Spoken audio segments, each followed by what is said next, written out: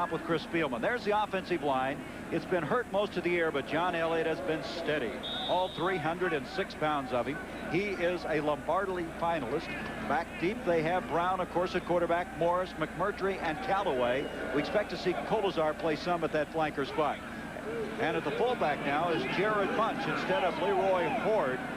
Both of them have been alternating there all year long. Second down now, 5 yards to go. Callaway in motion. Jamie Morris again. He's got the first down and then some. Out across the 45. Jamie Morris coming in here with 1,339 yards rushing, averaging 5.7 a carry, picks up the first down out to the 46. He's going to get tremendous blocking up here. Number 80, Jeff Brown, the tight end, gets a great block, sealing down, and Derek Walker comes out and also gets a great block. But Jamie Morris had one of the great games of all time against Ohio State last year, over 200 yards, and he's going to have to be a catalyst this afternoon. 210 yards to be exact. That was a 13-yard pickup just across the 45. Tripp Welber, number 3, now in flanker, goes in motion. Straight ahead comes Bunch, the big freshman out of Ashtabula, Ohio. He picks up 5 to the 50. Defensively, Mike Solomon is having his best year at that nose guard spot. Solomon has come back from a severe knee problem to play very steady. But the guy to watch is Spielman. Also, Camaro, who last year was the Big Ten Defensive Lineman of the Year. They've had to make some changes back deep. Zach Dumas replacing the injured Greg Rogan, who's out with a broken leg. And William White, he's been sensational. 5 interceptions this year. Second down, 5 yards to go for the Wolverines. No score, just underway in the first quarter. Brown off to Morris again. It closes down, and he gets back to the line of scrimmage, and that's all. Good reaction that time by Ohio State. It was Eisenman again. Now, Eisenman, number 10, is a change for Earl Bruce. Eisenman has been playing outside linebacker. They moved him in to play inside, trying to strengthen the interior of that defense. He was just right there on the left side of the screen. He's going to play inside. He's 6'3", 215. He's not real strong to be big to be an inside linebacker. So in order to compensate, he's got to play very aggressively and fill those holes quickly. Well, do you know he boxed Mike Tyson one time, lost a decision to him, and the Golden Gloves decided to play football. Well, I would too. He was the only one who lost by decision. Everybody else got knocked out. Here's the pass to Bunch. Bunch has a first down, still on his feet to the 30, 20, 15, and knocked down. Jared Bunch has a first and goal for Michigan. 39 yards on the play. Jared Bunch doing his job as a pass receiver on this particular play. Nothing fancy by the here. Doesn't go deep. Very controlled. Gets you the outside. He just does a good job. He's not looking here to make great moves. He's just running straight ahead. And there, right there, great block by number 40, Kolazar, as he blocks on William White, number 37. That's a big, big play. That was on a 3rd and 5. They pick up 39 yards. Jamie Morris to the near side. He's got the corner to the 5. He's out at the 1. Phil Webb, the lead block on that particular play. Morris just denied the touchdown. And not denied by much. As you see, watch number 46, Phil Webb, gets a great block right there. He crushed that whole pursuit on the inside. The rest is left up to Jamie Morris. Now, he doesn't pick up a lot of yards, but this is a tremendous run to get to the outside. 11-yard run, in fact, just inside the 1. There's Chris Spielman. Take a look at his pursuit on that play, showing his speed to get to the outside to deny him the touchdown. Michigan trying to take the lead. Morris, touchdown.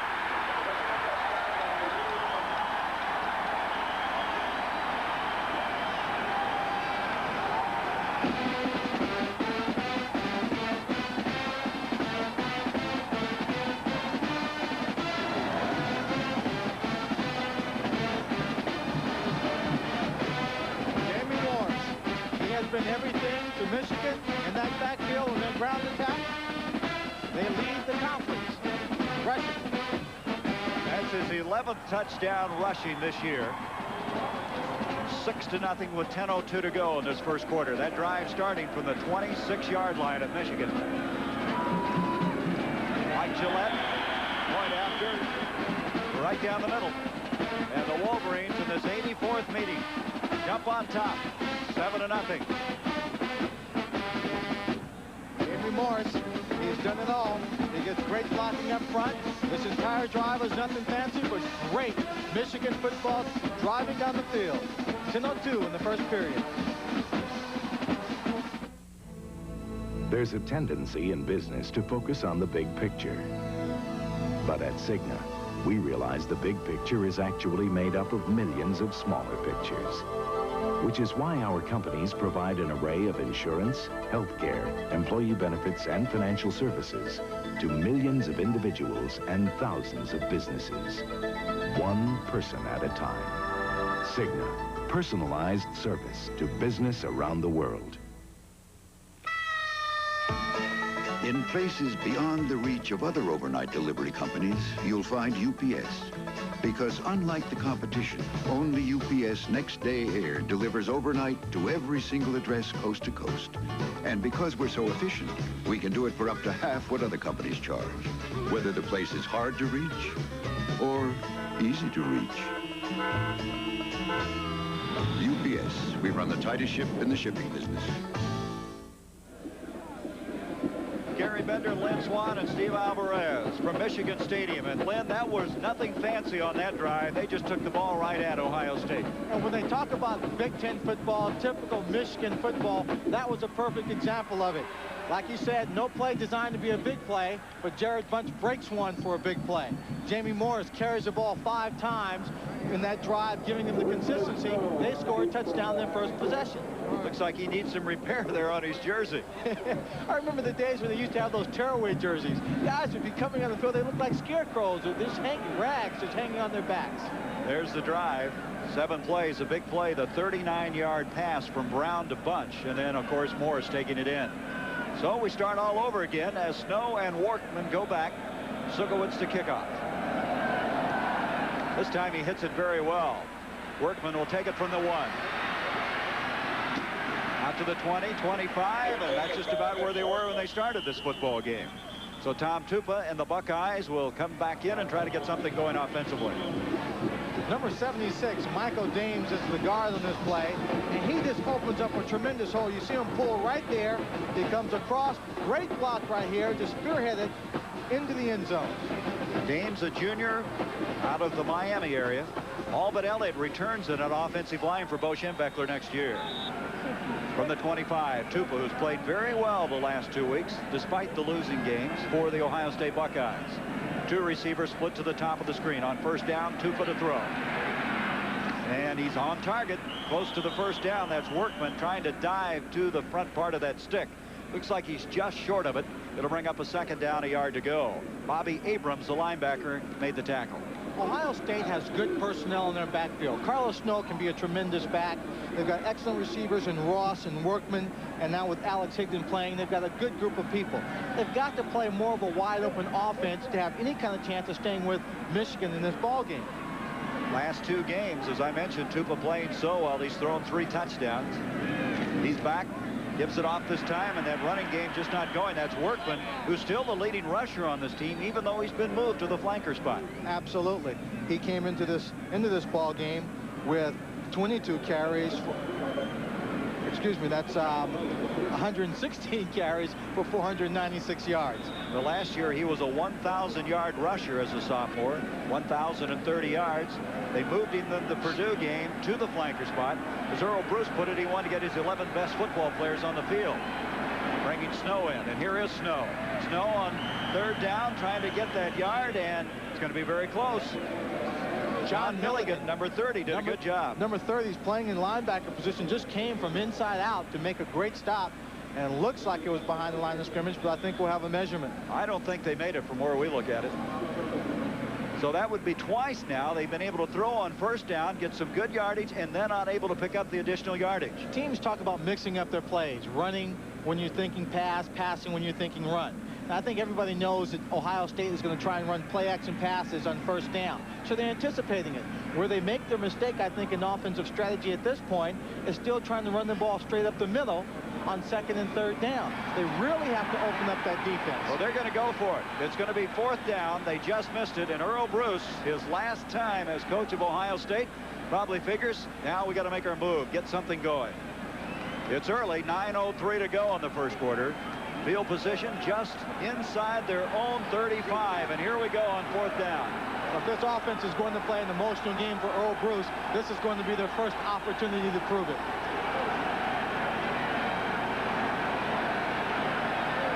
I guess when you're a lame duck, you can start gambling a little bit.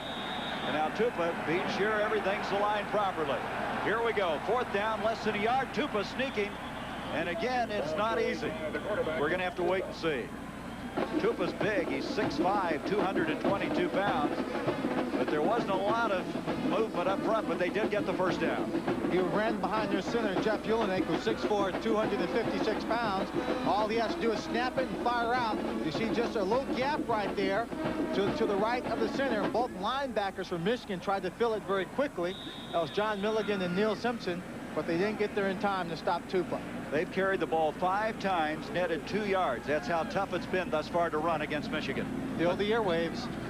First down just across the 35. Maybe that's a beginning point now for this Ohio State team, trailing 7-0. In motion goes Higdon. Pitch comes back to Cooper, the fullback, and there's just nothing going. The Michigan defense swarming all over. As we mentioned, they lead the Big Ten in that rushing defense. They're outstanding along with Michigan State. It's just been hard to run against these two clubs from the state of Michigan. Very, very difficult. When you look at the Michigan defense, you see right there the people up front. Messer, as you said, having a tremendous year. The linebacking core decimated by injuries, but they've done a good job filling in Milligan, Grant, Willingham, a very strong player. But their secondary is where a story has to be told. In their secondary, Doug Mallory, their safety, leads this team in tackles. Second is Alan Bishop. And Alan Bishop on the last play did a great job coming in, taking on the interference. And that shows again the problems they've had at linebacker. That's the reason those guys are making so many tackles. 2nd down, 10, Tupa to throw. Protection is excellent. Now he scrambles out.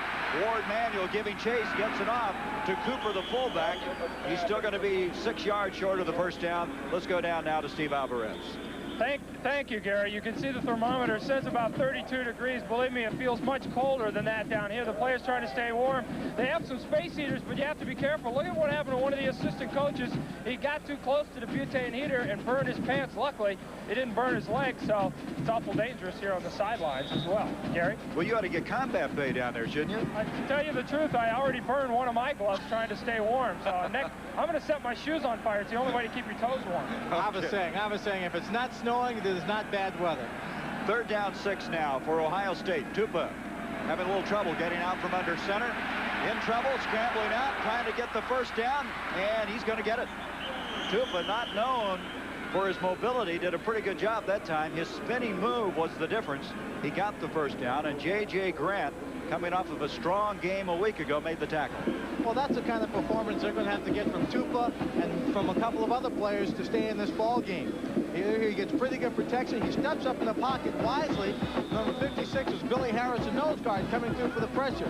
Then he just takes off and knows where that first down marker is to pick it up. 8-yard pickup, first down. Line of scrimmage now, the 48 of Ohio State. Workman, number 42, in motion. Tupa giving to Snow. Is he quick? Across the 50 to the 49 of Michigan. Snow out of the Cincinnati area had a career-high 96 yards in the game last week, losing to Iowa in the last seconds. He's only 5'9", 194, but he has the potential on any play, Lynn, to bust it all away. And they'll try and give him more plays like that last one, misdirection plays, where the offensive line goes out to the right, one blocker stays in for the cutoff block, and he sneaks back to the other side. He can break one of those for a big one. Gain of 4, 2nd down, 6. Cooper and Snow in the backfield. Now check that. James Bryant has checked in. This is Snow. Snow to the 40. He's got the first down and then some. Inside the 35 of Michigan to the 34. Doug Mallory over there. There is a penalty flag back at the 48-yard line. Joe Stasiak, number 79, who's 6'5", 280 pounds, is going to be out there blocking. Right there, you see him on the end, 79. And out in front, number 11, Bill Matlock, is leading the way for Snow. I think they're going to call Stasiak for the hold. The penalty against Ohio State, that'll wipe out a 15-yard run. Jim Kimmerling, the official today. On the offense, still second down. So that will negate their biggest gain rushing of the day, and Earl Bruce checking to see how they can solve that problem. Line of scrimmage now will be the 43. Cooper comes back in at fullback. Second down now, 16 yards to go. Workman again goes in motion. Tupa, pressure coming, and guess who that is? Mark Messner, who came into this game with 17 tackles for loss, which leads the Big Ten and also has 8 sacks to go along with it. He has been playing tremendous football all year. You see right there, he takes on number 44, George Cooper, plays off the block, comes in and gets Tom Tupa. In order to do that, downfield, you've got to have pretty good pass coverage. They're keeping the receivers in check. He has just been almost unblockable. There he is out of Heartland, Michigan. I asked some of his teammates, what would you say about Messner? He says he'll knock your head off. He's a tough one. Father played for the Detroit Lions and for the Pittsburgh Steelers from 1960 to 1965. Tupa now in real difficulty. 3rd and 24. Pressure coming again. He'll get some of it back. Snow in the open field. Snow, look at him skip through. Looked like no running room at all. Gets it out to the 45. Still about 12 yards short of the first down. And Brent White, number 88, coming back from that severe knee problem, made the tackle for the Wolverines. And so Tupa will go from quarterback to punter. He feels that he's been a better punter this year, taking every snap at quarterback. Well, he stays warm, doesn't have to worry about warming up his leg, although his first punt was not very good. Keep in mind, he's leading the nation on 57 punts to have that 46.7 average. First punt, as you can see, was not up to his standards. Colazar going back now to receive the punt. 4:19 to go in the first quarter.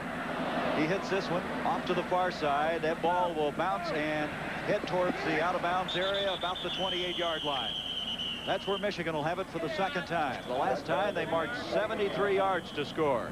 That was only a 36-yard punt. It's cold, and that can affect the punters. Earl Bruce trails by 7. Light up the night. When the sun goes down, on the light of the night, silver label, red ribbon, chase that right. On the light of the night, Michelob Light. Gonna light up the night. Gonna light up the night. Gonna light up the night. My Michelob Light.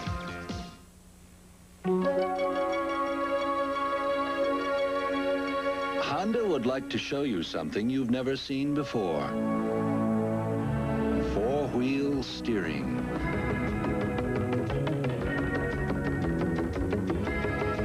Four-wheel steering from Honda. Only on the new Prelude SI. It's an incredible turn of events.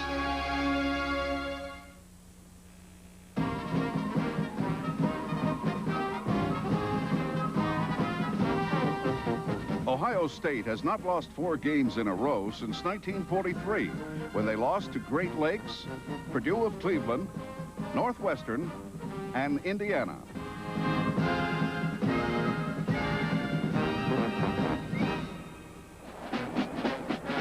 I didn't know Wolverines needed glasses.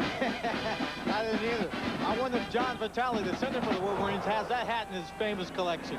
He's quite a guy. John Vitale wanted me to mention, he's the center for Michigan. He said to tell all his friends in Detroit he's sorry he couldn't get tickets for all of them, but his intent and purpose was right.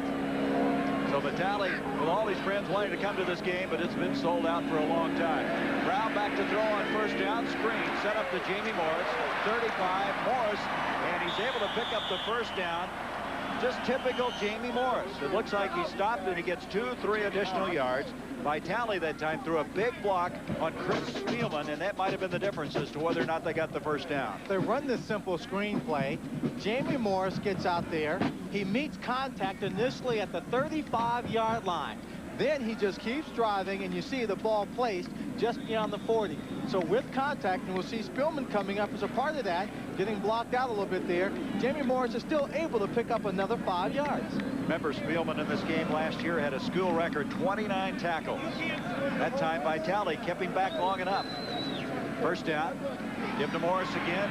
Morris always looking for that alley, that cutback. Picks up 4, almost 5 yards to the 45, and Derek Eisman again making the stop. If you look at Jamie Morris, you just are amazed at his durability. He's breaking almost virtually every rushing record at Michigan. All he needs is 130 yards to become Michigan's single-season rushing record holder. Rob Lytle holds it. He has 1,469 yards. That's the only thing left to break. He's broken everything else. Yeah. What a year. Third straight year, over 1,000 yards. Back to throw on 2nd and 5. There's Brown. He's in trouble. That's Zach Dumas, number 21, the cornerback. He's the guy to replace the injured Greg Rogan out of Deptford, New Jersey. Big, strong cornerback. A loss back to the 35, and shaken up is Brown. Zach Dumas plays the short side of the field. He just comes in on the blitz. You see he catches Brown completely off guard and snaps his head back. And Brown is down. We're going to go away for a moment. We'll check the status of the sophomore quarterback. Michigan has it at their 35. It's a Radio Shack Merry Christmas. This Christmas, I did the family's gift shopping at Radio Shack. I saved $60 on this VHS remote-controlled VCR. These two-way bass reflex speakers were half price at Radio Shack. This dual-powered calculator with memory was only $8.88, and I saved $30 on a cordless phone for the family. Harry, I'm home. Just finished our Christmas shopping at Radio Shack. The Christmas electronics sale, only at Radio Shack. We're not a company, but we'll give you a chance to work where there's always a challenge. We'll give you opportunities to learn, to develop, to perfect skills that you thought were beyond your reach. We'll help you build a career that can reward you for the rest of your life. We're not a company, we're your country. We're the Army, the Navy, the Air Force, the Marines. We're the Armed Forces. It's a great place to start. If you feel like you're not really in control of your insurance planning, you should talk to a MetLife representative. Get Met. It pays. There's a new Stonewash jean made for a man after his work is done. American Hero Jeans from Wrangler, a proud sponsor of ABC's coverage of America's Olympic heroes. Here's a play that just knocked Brown out of the ball game. The tackle right here, Mike Huzar, is going to take this man on the block. But Zach Dumas, the cornerback, is going to come in here, and he's going to make the play on the blitz right there because Mike Huzar is already occupied. He comes around the outside. Jamie Morris looking downfield, doesn't see him, and he goes down. And the injury appeared to be one to his leg. He's out of the game. Michael Taylor has come in. There's Brown, who has a broken left thumb, a dislocated right thumb, and now looks like real concern with that leg. Michael Taylor on a 3rd and 15 to Morris. Morris getting something back, 50, and he picks up the first down on a 3rd and 15. Morris gets the first down to the 46 of Ohio State. In some other game during the course of the season, where the Michigan team's game plan might be to throw the football field downfield a lot, this would be a big change in quarterback because Taylor doesn't have the strong arm that Brown has. But with a ball-controlled offensive game plan, it might not be as great a factor, especially if Jamie Morris continues to run as he has so far. Well, Taylor, an excellent option quarterback. He had 144 yards in his only start this year against Northwestern. Here's Morris again, a nifty run, adding yardage to his total. That last gain was a gain of 18, giving him 52, and now he adds another 4. He has 56 yards. We'll keep you posted on that opportunity to try to get 130 and set the single-season rushing mark. You know, Demetrius Brown, as you said, played with a broken thumb, broken finger, and a dislocated thumb. People knocked his hands around and try and get him out of the ball game like that. I guess they figured the only way to stop him is to take his legs out. So Taylor has taken over. 2nd down and 7. Taylor out of Lincoln Heights, Ohio. He sends Greg McMurtry, number 1, in motion. We're going to have a reverse. This is John Kodazar on the end of it. He's wide open to the 30, and he's knocked down at the 25. Taylor, the quarterback, threw the key block on that play. So without Brown in there, Taylor mixing it up well and helping his own cause. Watch the block on this play. As you see Ben Merchant going in motion, there's the pitch and a very safe handoff. Now watch the block right here by Taylor. Pursuit's coming. He gets low, pops the big man up. It's number 55, Ray Holloman, a defensive end that he takes into the air. That ends up being a 20-yard gain by Kolazar, who we mentioned. They're glad to have him back. He's been out the last 2 weeks with mono. First down now at the 25. Welburn in motion. Punts the fullback to the 20. Let's go to Steve for an update on the injury to Demetrius Brown. Gary, thank you very much. Demetrius Brown has his right knee taped. They're moving him over to the other end of the bench area. They're not really sure what the injury is right now, but a couple people tell me that it does not look good for him for the rest of the day. So a young man who's had his share of injuries, and now certainly the worst of the season for him as he limps down to the other end of the bench with a bad right knee. Gary? Looks like he wants to get ready now for January 2nd, the Hall of Fame Bowl, the way that one looks, Lynn. I think so. Hopefully he can come back by that time. Second down, 6. Morris again. He's been a workhorse. He pays for it that time. Good reaction by Ohio State as he cuts it inside the 20 to the 18. Ray Jackson, their rover or strong safety, along with Spielman, combining on the stop. It comes to a third down and still almost 5 yards to go. Well, Demetrius Brown has had one of those years where he's had outstanding performances. He's been inconsistent, but he's always been able to play hurt. But right now, that may have come to an end. Taylor was hurt in the game against Northwestern. He had a 65-yard run, pulled a leg muscle. He wasn't available a couple of weeks ago. 3rd and 5 on the option. Taylor, this is his specialty, but he's not going to get the first down. So Ohio State reacting well. They may have lost a yard on that play. The great reaction was by Mike Sullivan, the man who made the tackle. He's playing nose guard, and the option is designed to be run on one of the linebackers or a cornerback or somebody on the end of the line of scrimmage. All those people were occupied. Taylor made the right decision to cut it up, but Sullivan, with good lateral movement, got across to make the tackle. Here's Mike Gillette, Michigan's all-time leading field goal kicker, and we're going to have to wait because we have come to the end of the first quarter of play. Michigan with a 7-0 lead. They're going to try to add to that when we come back.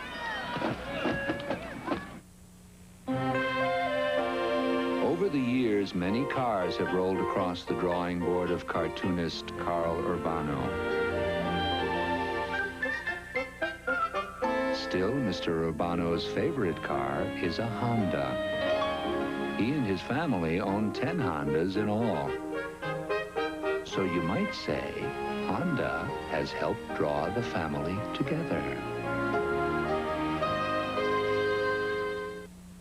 If you ever thought you had to give up comfort to get a close shave, think again. Norelco puts close and comfortable right in the palm of your hand with a revolutionary system that shaves skin close in a way that's incredibly comfortable. With a patented lift and cut system that lifts each hair so it's possible to shave skin close without the blades even touching the skin. A shaver that defies logic gives you a shave that defies belief. Norelco Rotatract, where close and comfortable come face to face. There's a tendency in business to focus on the big picture. But at Cigna, we realize the big picture is actually made up of millions of smaller pictures, which is why our companies provide an array of insurance, healthcare, employee benefits, and financial services to millions of individuals and thousands of businesses. One person at a time. Cigna, personalized service to business around the world.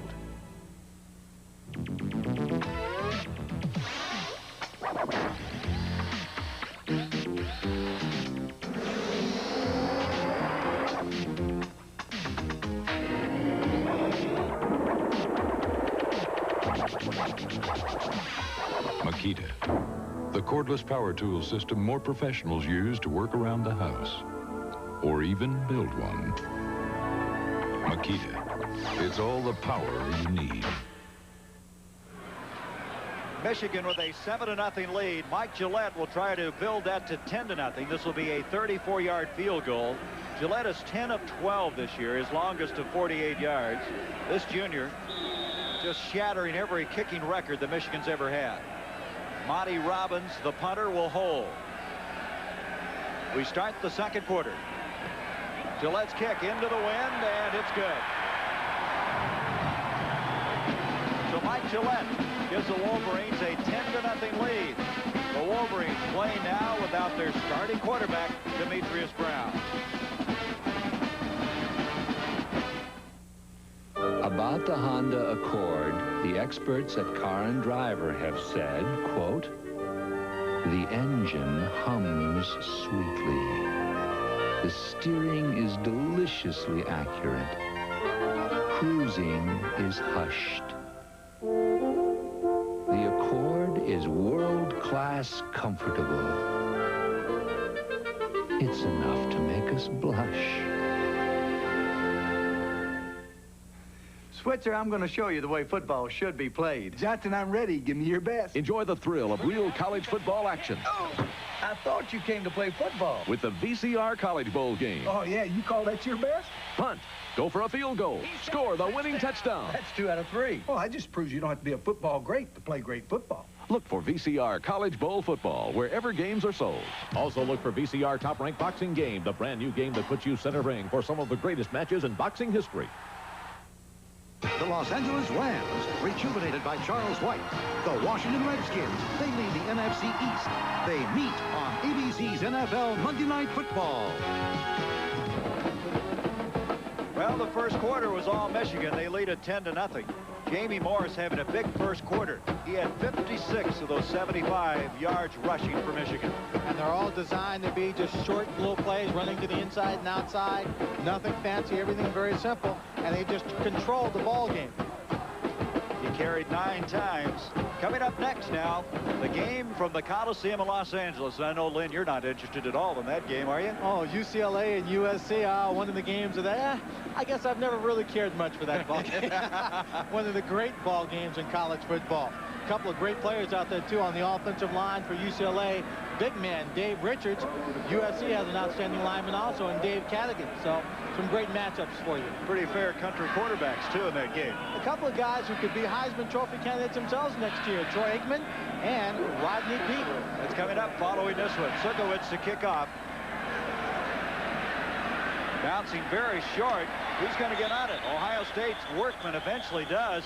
Kind of nonchalant getting to that one, weren't they? I don't understand why Carlos Snow just didn't pick that ball up. He seemed to be closer.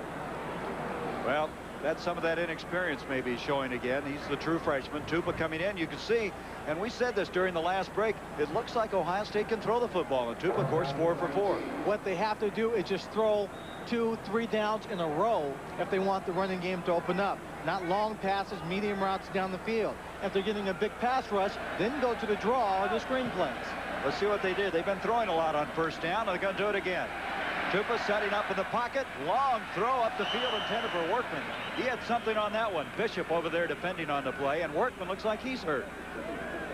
Workman has been very durable, and he goes down on the far side. And they are very, very thin at the flanker and split end positions, starting all the way back at the start of the year when Chris Carter had the problem with his agent and eventually was ruled ineligible. Let's see if we can pick up how Workman was hurt on this play. He's running down that sideline. The ball is thrown. He can't make the play. He's hit. He's out of bounds. You can see he's starting to show some pain as he throws his head back. May just step funny on it. Now the officials want a momentary break in the action. Maybe to be sure Workman's off the field far enough. Well, he's off the sideline. He's just laying there. He hasn't gotten up yet. Hey, can we get one? Okay, well, they want to be sure that everything's all right. So he's coming back now, and they're ready to go. 14:52 to go. It's Michigan with a 10-0 lead. They scored on a 1-yard run by Jamie Morris, capping a 73-yard drive. And then the first play of the second quarter, Mike Gillette added a 34-yard field goal. That's where we stand right now. Michigan expected that play-action pass. He had good rush and a great rush on it, and it took too long for him to go downfield. Tupa had some pressure. Bobby Olive has checked in, number 39, replacing the injured Workman. Tupa, oh, look out, there's Messner. Of all the games we've done this year, I have never seen a more effective defensive player than this guy's been this year. He has absolutely, as I said earlier, been unblockable. You see him here in number 60. Man coming out is Carl Coles. When they say he's quick, good movement, takes a great angle right there. He knows he's got him wrapped up. He can't see whether he's throwing the football or not. He's just going to wrestle him down. He had the football, so he gets another sack. Messner, all Big Ten a year ago. Strong candidate for All-American honors. Lost back to the 10. It's now 3rd and 19. He's got another year for Bo Schembechler. Michigan's going to be very tough next year. Cooper back at the 1. He is getting out of the end zone barely.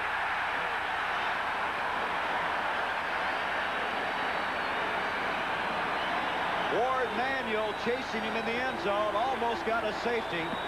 He averted that, but they're in still deep trouble. Now take a look at that line. The offensive line, we got 2-3 people blocking Mark Messner to leave him one-on-one, Ward Manuel and George Cooper. And Ward Manuel almost gets him for the sack. So that time, Mark Messner, showing how much talent he has, deserving of 2 or 3 people to block him, frees up Ward Manuel to put the pressure on Tupa. Well, you talk about pressure. Tupa hardly has enough room to get this punt underway.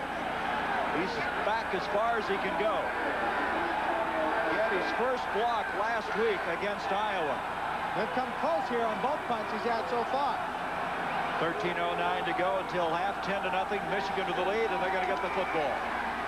No real rush. They didn't put the rush on at all. Surprising. Back goes Kolazar at the 42. Try to get to the near side, and Ohio State covers it effectively at the 45. And so Ohio State came out of that one in excellent shape. A 55-yard punt that time by Tupa, his best of the day. A 3-yard return. Roy Peel down to make the stop for the Buckeyes. Fancy perfumey aftershave. It's got to be a quarterback's locker. Real guys who get mud on their uniforms use rugged, honest stuff. Ice Blue Aqua Velva. There's something about today's Aqua Velva, man. Look for Aqua Velva Christmas gift sets. Wake up. I could run off the road and you wouldn't know the difference. I can't stay awake. Here, revive with Vivarin. Vivarin helps wake you up. Government-appointed experts confirm it's safe, effective. Revive with Vivarin. Faithfully, Honda has been #1 in customer satisfaction, #1 in import owner loyalty, #1 for the money. Introducing new Faithful, the new Honda Civic hatchback, one of the lowest priced wonders in America. You can count on it.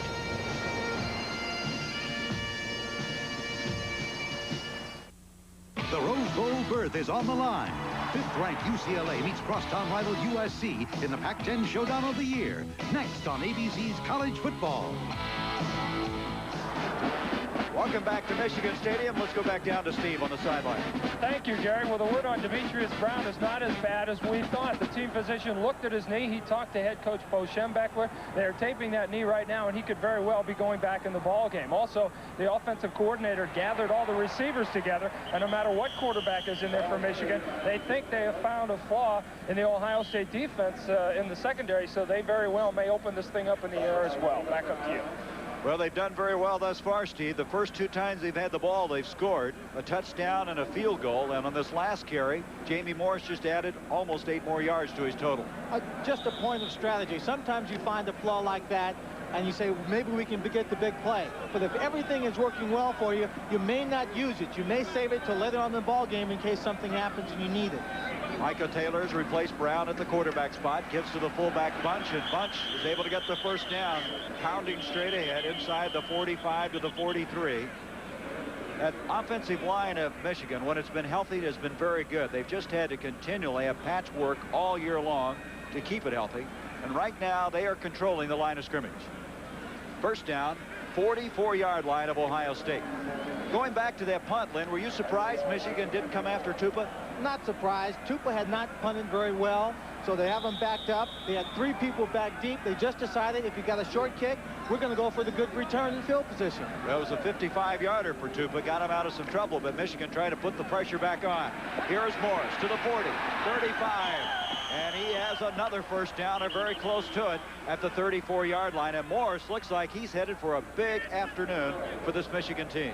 Morris is doing a great job of just reading the blocking. He's getting an excellent job blocking out in front. Mike Huzar, 74, crashing down that line. You see 32, Jared Bunch, just getting enough of Zach Dumas pushing him to the outside to create the running lane.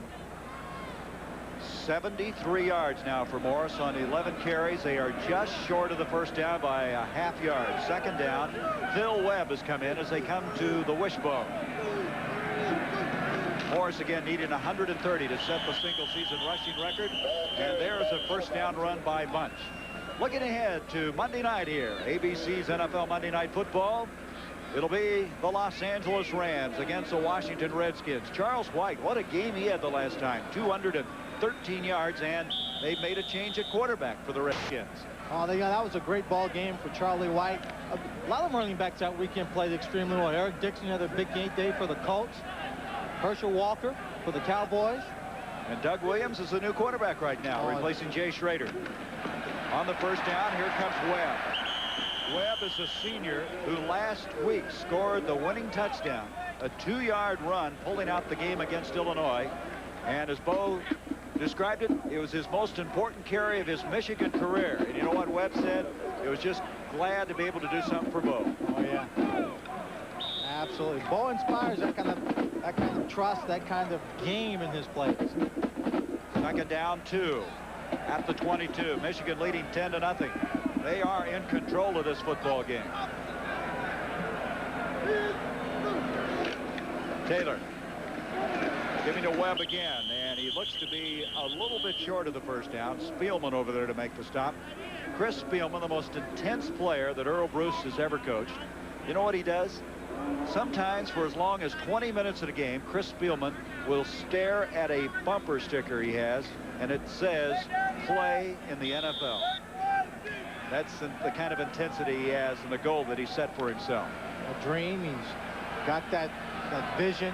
He plays with that great intention, that great concentration. Third down, less than a yard. Bunch, who's been doing a very good job up the middle for Michigan, picks up the first down to the 17. And the thought that's going through my mind right now, Lynn, is the week that Ohio State has gone through, you wondered how the team would react. And right now, it has not spurred them on, the firing of Earl Bruce. It has not spurred them on. It has not caused them to do anything tremendous or great at this point in time. Give some credit to the fact that they're going up against a very strong Michigan offensive line that's just driving down the football field. My real concern is if this team gets down and stays down for too much longer, they'll never get back in the ball game. Well, and Taylor adding to their woes as he takes it to the 8-yard line. Pretty nice situation for Mr. Schembechler, the dean of Big Ten coaches. When you lose a guy like Brown, to have a player like Taylor who loves to run the option, and the way their line is blocking, he could have a very big afternoon. Take a look at the play. You see the option. He's going to pitch. The man comes out and covers that pitch. He cuts it up inside. Tries to make a little move. Squeezes between them for an extra 2. Second down, a yard to go. Taylor looks like he's changing something at the line of scrimmage. Comes from the wishbone, gives to Morris. Morris to the 5. It'll be a first and goal from that point.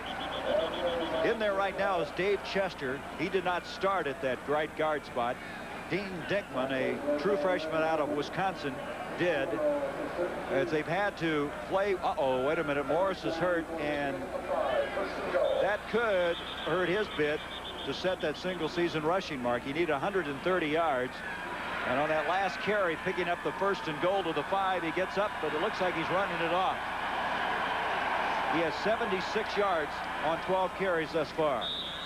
Tony Bowles will come in to replace him. Well, I tell you, that'll make your heart skip a beat when you see Jamie Morris go down like that, and he's been playing so well. His durability has just been exceptional. First and goal from the 5. Taylor giving off to Webb.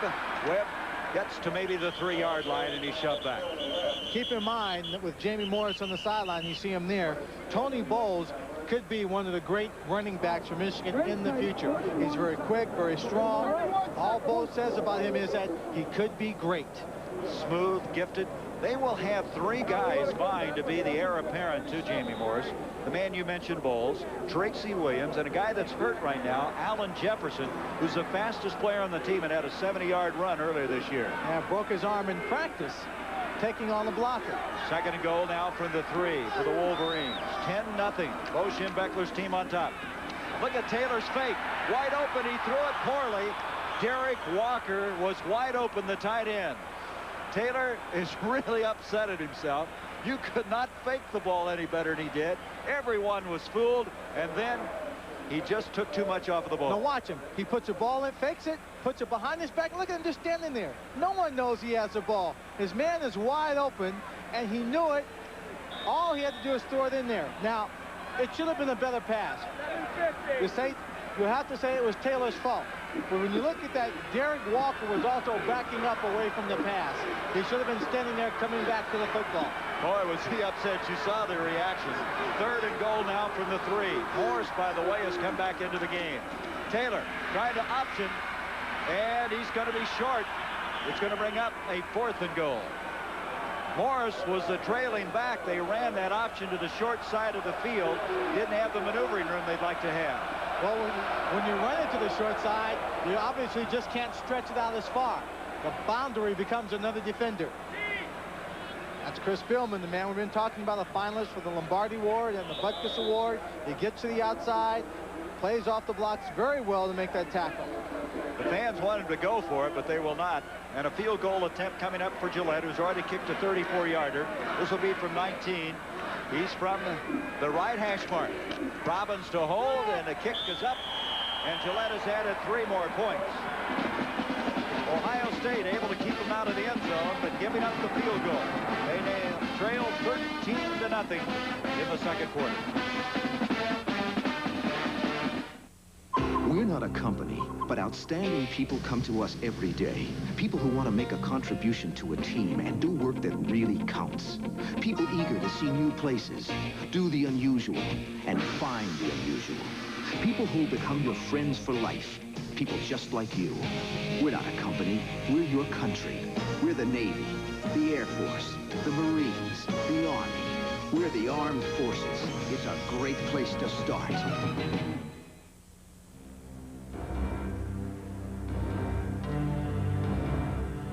If a car could make it through here at 55 miles an hour, it would be a miracle.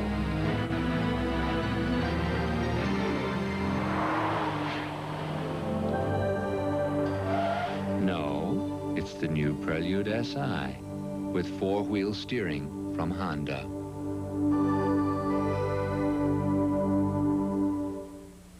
Monday. Let the games begin. A test of skill becomes a test of time. I built a bomb. MacGyver Monday. Well, this rivalry hooking up for the 84th time. Began a long time ago, 1897, and all 3 times that Michigan has had the football, they've come away with some points. The first time, a touchdown. The last 2 times, Gillette has added field goals, and it's 13-0 in favor of the Wolverines. I want to be around 1897 this game first began? I want to be here in 1997 when these 2 teams play. Well, if you don't change your ways, Lynn, you don't have any chance. What do you mean change my ways? What are you talking about? Look how it's kicking off. It's going to be a short kick. Now Snow comes up. He's got it at the 25, 30, 35, and that's the best field position Ohio State has gotten after a kickoff. So they'll set it up there just across the 35-yard line. Limping off the field is Tim Williams, one of their linebackers. This is a big afternoon, college football. What a conclusion to the regular season. And there's a surprise, but really not a surprise when you try to go into Happy Valley and play those guys there. Penn State's tough. I think they want to avenge some poor play they had against Pitt. They lost that football game. First down now across the 35. 7 minutes to go in this first half. 13-0 Michigan. Tupa on the option. Pitches back to Snow. Snow picking up some of the yardage. prior to that carry, Ohio State rushing had a -8 yards. And that reminds me, when we did an Ohio State game earlier this year, Michigan State held it to 2 yards for the whole game. For the whole game. That was also the first time on first down they elected not to throw the football. Anticipating a good rush, picking up good yardage on the running play. To the 41 now, 2nd down 4 for the Buckeyes. See if I can second guess a little bit. I think they're going to run a screen or something here. What do you think? All right, we'll see. Workman, by the way, is back into the game. Well, nice guess. Here is Snow. He got a yard at best. It'll bring up a 3rd down. So Workman has come back in. As you might recall, he was shaken up on the far sideline. We got Morris back in, but Demetrius Brown, very questionable whether he'll play the rest of this game. So Tupa now has a 3rd down, still a long 3, almost 4 yards to go. In reference to Demetrius Brown, they seem to have this game in hand.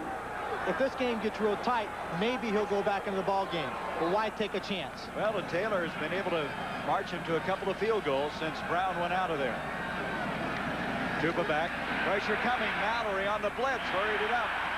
Snow couldn't hang on, but that was Doug Mallory, the coach's son, the son of Bill Mallory, the Indiana coach, who was coming on the blitz, and Tupa felt the pressure. Well, he felt the pressure. I called the screen one play too soon. It's a good call. They've got it going to the right. His pressure is going to come in from the left. Just a high pass. Snow couldn't jump up and hang on to it. So they got to get rid of the football once again. Snow, not very big target out there. It's 5'9". But Tupa, the timing off on the play, now has to go back and punt the football. But that's the kind of play they need. That was the right call under those circumstances. Last time, he booted 155 yards from the end zone. Kolesar goes back to the Michigan 10. He has the wind behind him. Kolesar coming up. He'll take it at the 16. To the 20. Look out. 30, 35, 40, 45. He's to the 40 of Ohio State, down the sideline and dropped. There is a flag, however, on the play. Clear back at the 15-yard line. Ray Jackson eventually caught him, and Kolesar, coming back from mononucleosis, the 2nd leading punt returner in the Big Ten, almost took that one all the way. He did a fine job of evading a couple of blockers, picking a hole. You see good blockers. He slips right in between 2 of his people. I think that's going to be the flag. You just saw a blue jersey roll into the back of number 49 for the Ohio State Buckeyes. I think that might be the flag on the play. But Kolesar doing a very good job picking up a block by Alan Bishop, number 10 downfield. I tell you, for a guy that's been under the weather, he shows he can still run very well. He's one of the fastest players on this team. As a matter of fact, I had said in the Minnesota game that he was going to be out for the remainder of the season. And he walked up to me in practice and says, "What do you mean I'm through for the season? I'm back." I said, "I'm back." I said, because I had a brother who had mononucleosis, and he was out for about 6 weeks.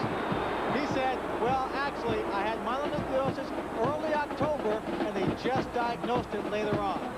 Well, that penalty wipes out a 63-yard return.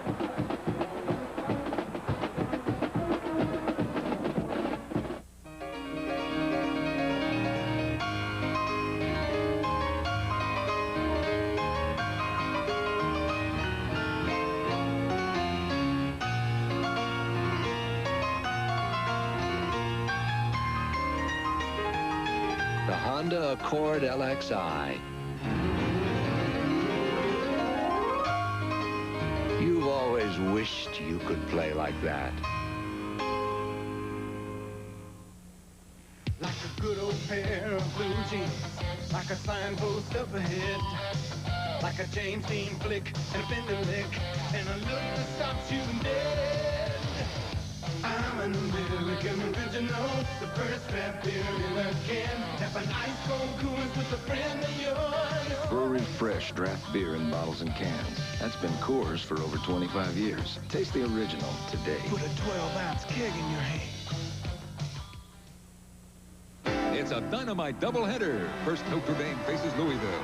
Then the mighty Indiana Hoosiers meet Kentucky. A new season begins on ABC's College Basketball, December 5th.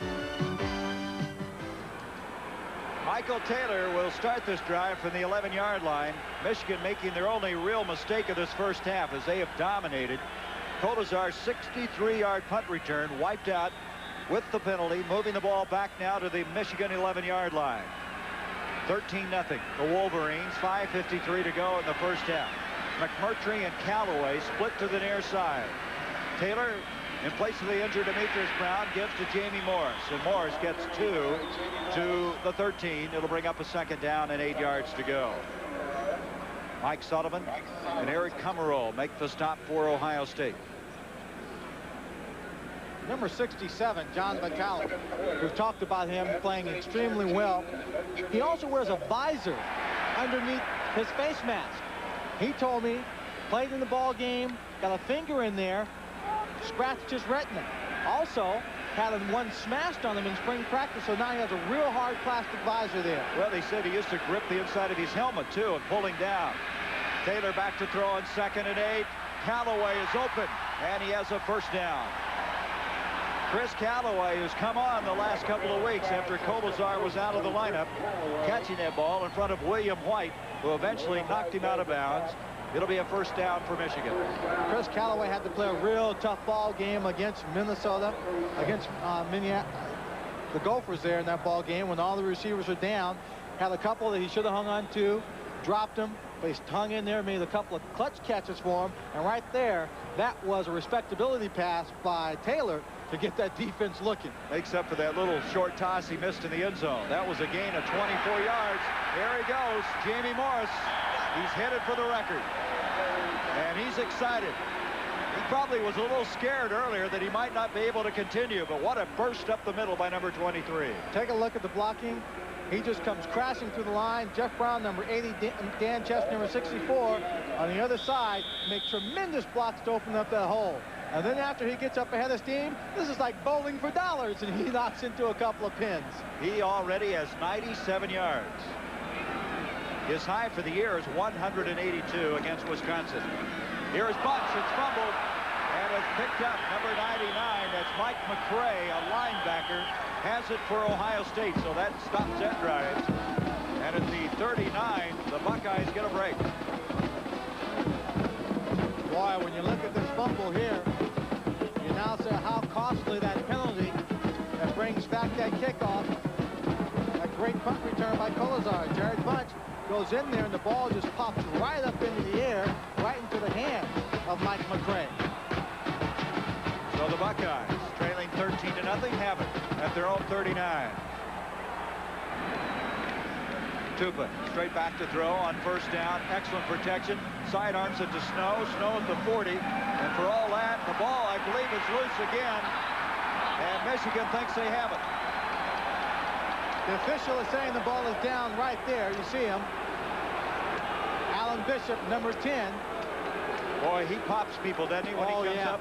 He comes out extremely strong. Second leading tackler on this ball club. We're talking about number 10 for Michigan. Alan Bishop came into this ball game with 61 tackles.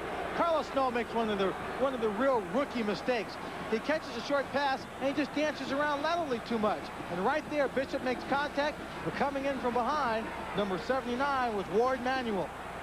Manuel is getting better and better. They love him as a freshman out of New Orleans. But it is Ohio State's ball. They picked up a yard, and that's all.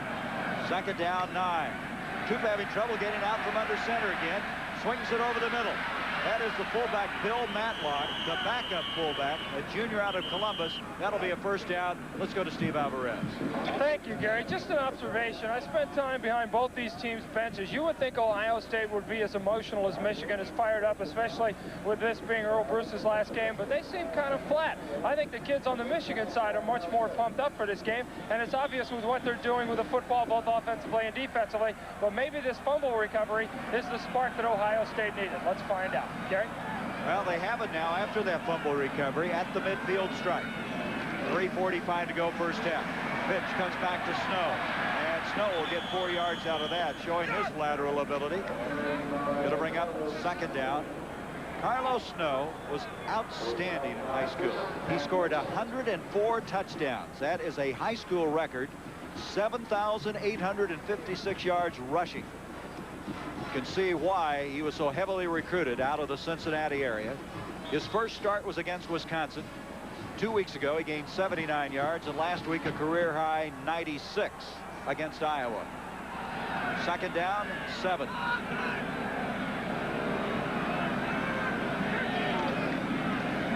Tupa got pressure coming from Messner. Messner trips him up. Mark Messner seemingly everywhere. Number 60 coming that time up the middle from behind and getting a piece of Tupa, and his forward progress to the 45. Well, that's the third pass in the last 4 downs that they've run the football, that they've thrown the football. Now, when Tupa drops back, he's going to be looking downfield. He's not going to find a receiver downfield, but what he's going to find is Mark Messner coming in from behind. Now, he starts this run, but he just starts it a bit too late. They really got to go to shorter pass patterns because they're not getting time. Well, they can't block number 60. Third down, 5 now for Ohio State from the 45 of Michigan. Tupa this time straight back, near sideline, Everett Ross, and that'll be a first down. And Ohio State now starting to build something as we go into the waning minutes of this first half. Earl Bruce, a la Woody Hayes without a heavy jacket on that far sideline. Yeah, he's up against it. He's got to get his offensive line to try and figure out just where Mark Messner is.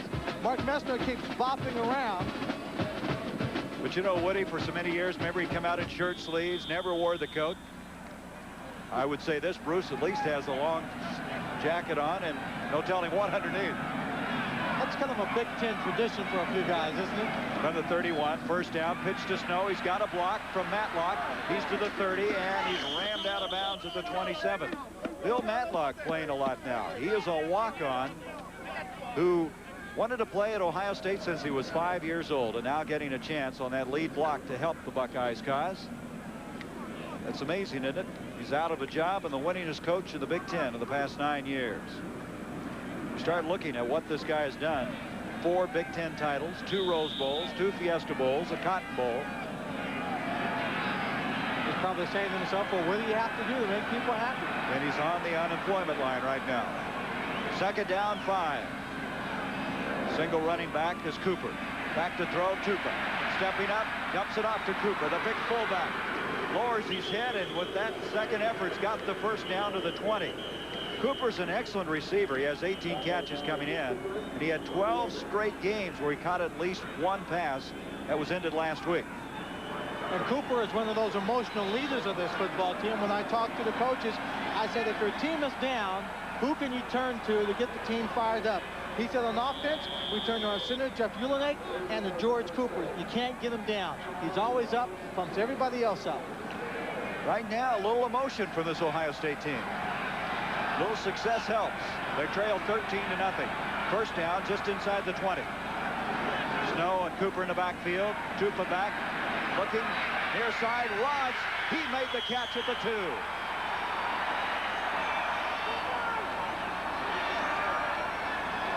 Alan Bishop trying to stay with him, but he got it anyway. Well, this time they do everything right. They get the protection. He looks downfield.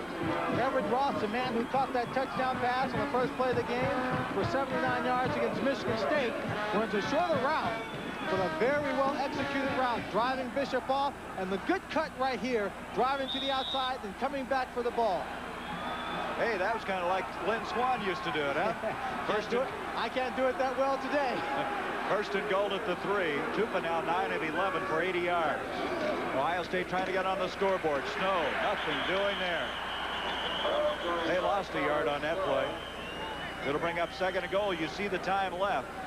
Both teams have 3 timeouts remaining. Ohio State going backwards on that play. They went backwards, but there was something very important I saw on that play. Tupa hands the ball off, then pretending he was rolling out to his left on a just on a bootleg, and there was no one there. 10-1, if the coaches see the same thing, you'll see Tupa bootlegging in for a touchdown. Is that a prediction? That's a prediction. We'll be back. Ohio State has their first timeout.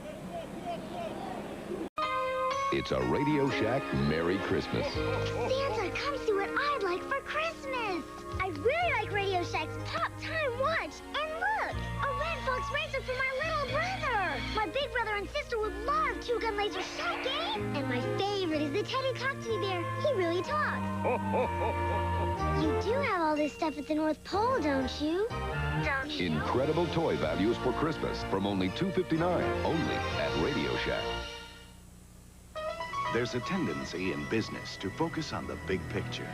But at Cigna, we realize the big picture is actually made up of millions of smaller pictures, which is why our companies provide an array of insurance, healthcare, employee benefits, and financial services to millions of individuals and thousands of businesses. One person at a time. Cigna, personalized service to business around the world.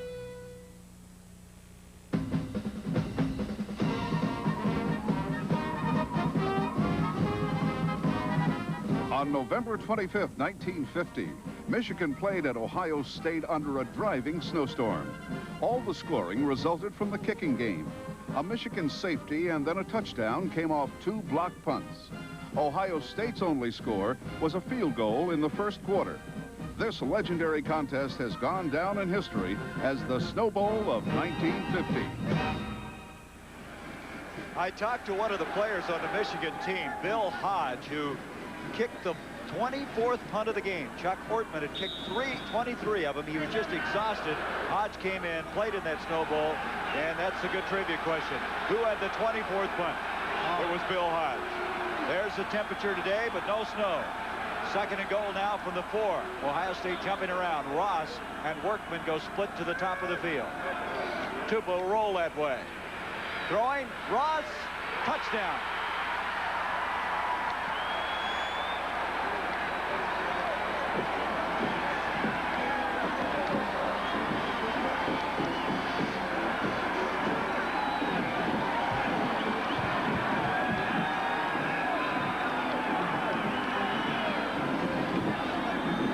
The faithful of Ohio State seeing their team get on the scoreboard for the first time. We talked about maybe a lack of emotion. It's starting to come back for this Ohio State team. Point after attempt now. This is Franz. He's never missed in his entire career. He adds that one. That's his 51st straight PAT. 13-7. Franz and the Buckeyes are right back in this one. So Tupa rolling out. Got a block from Cooper from Stasiak, lofted it, and Ross going up, showing excellent athleticism, spinning, twisting, going down, and Ohio State has climbed back in. A simple country boy has simple needs. A house, a car, and the most advanced high-performance tires on the road. Take me where this heart began. Love to ride the same good land that my daddy loved. The Goodyear Eagle VR was developed out of a Formula One racing tire design, and that's important, even if you're just going next door. Goodyear, take me home. The house is paid up. Kids are out of college. Things are fantastic. So what's the problem? Things are not so fantastic. A financial genius, I'm not. Very few of us are. We can help. At New York Life, we have the resources to make the most of your resources. We offer a range of financial opportunities, including mutual funds, annuities, and limited partnerships. Don't settle for less than you deserve. Get the most out of life with New York Life. This ABC Sports exclusive is brought to you by Honda, who invites you to experience the Accord LXI four-door sedan at your local Honda dealer. And by Norelco Electric Razors for a close and comfortable shave. So Ohio State has scored. They now trail 13-7 with 1:36. And on that last drive, Everett Ross had 3 catches for 34 yards. And, of course, the big one, the 4-yard touchdown grab. That's the kind of football offensively that they can play. If they continue and have that kind of success, open it up. We'll open up the running game for them if they need to reach back and grab it on the draws and some plays off tackle. Pat O'Mara will kick off. That's his exclusive job. Franz does all the other kicking. He's a sophomore out of Radford, Virginia. This is Michigan's first kickoff return of the day. And Webb will take it, the short one. Up to the 25 and goes to just about the 30-yard line. And that's where the setup. Let's go back to that last touchdown. A touchdown play. Messner's been giving everybody a problem coming in the rush. He almost gets to Tupa as he starts to roll out. But then, right here, Everett Ross will come over here and just pause and streak to the outside, just completely running away from Doug Mallory, who's covering on that play. Now, it would be ideal if the ball comes to the outside. It goes a little bit over his head. But look at the move he makes it, turn around, jump up, catch it in the hands, and pull it in. And see Everett Ross again, just coming in, freezing the pick to the outside, coming underneath the other receiver, number 42, Vince Workman. Now we have some problems on the exchange from center. Taylor going down on top of the football, getting up slowly and a little bit disgusted at himself. They're going to lose yardage back out to that'll be the 26-yard line. Be a loss of 4. It'll be second down. Taylor with one start prior to this game today. Some mop-up duty, and today, of course, pressed into service due to the injury to Demetrius Brown. They have another quarterback they don't want to use, and that's Eric Bush, a freshman who they desperately want to redshirt. That was an outstanding drive by Ohio State. 61 yards. Here's Taylor coming out of the quarterback spot, showing his running ability, and that's the first down. Out to the 42. Now that's not a play that they would normally run or want to run often with Demetrius Brown, especially since he came in with the two hands hurt and so forth. But when you get the backup quarterback in, what you have to do is you have to look at that game plan and say, okay, what's good for him to run? Then go to those plays. Speaking of Brown, he comes back in as you're talking. So Brown comes into the game. This guy has more flies than a cat. Maybe they want to throw the football deep. He's seemingly always hurt, but able to answer and come back again, and he's in now. So after that 16-yard run by Taylor, Brown comes in. First down now to 43. There's Morris gaining 45 to the 42, and he's over 100 yards for the day. I thought putting him in, they wanted to throw the football deep. Maybe that's the illusion they wanted to give and then run the draw. Steve, you've got something down there. Say, Gary, that Ohio State would love to go in the locker room right now because a major disaster on the sideline. The heaters have blown out over here, so there are no warm toes. Well, we're here at Michigan. Let's go to the other school, Ohio State. Let's take a visit to Columbus.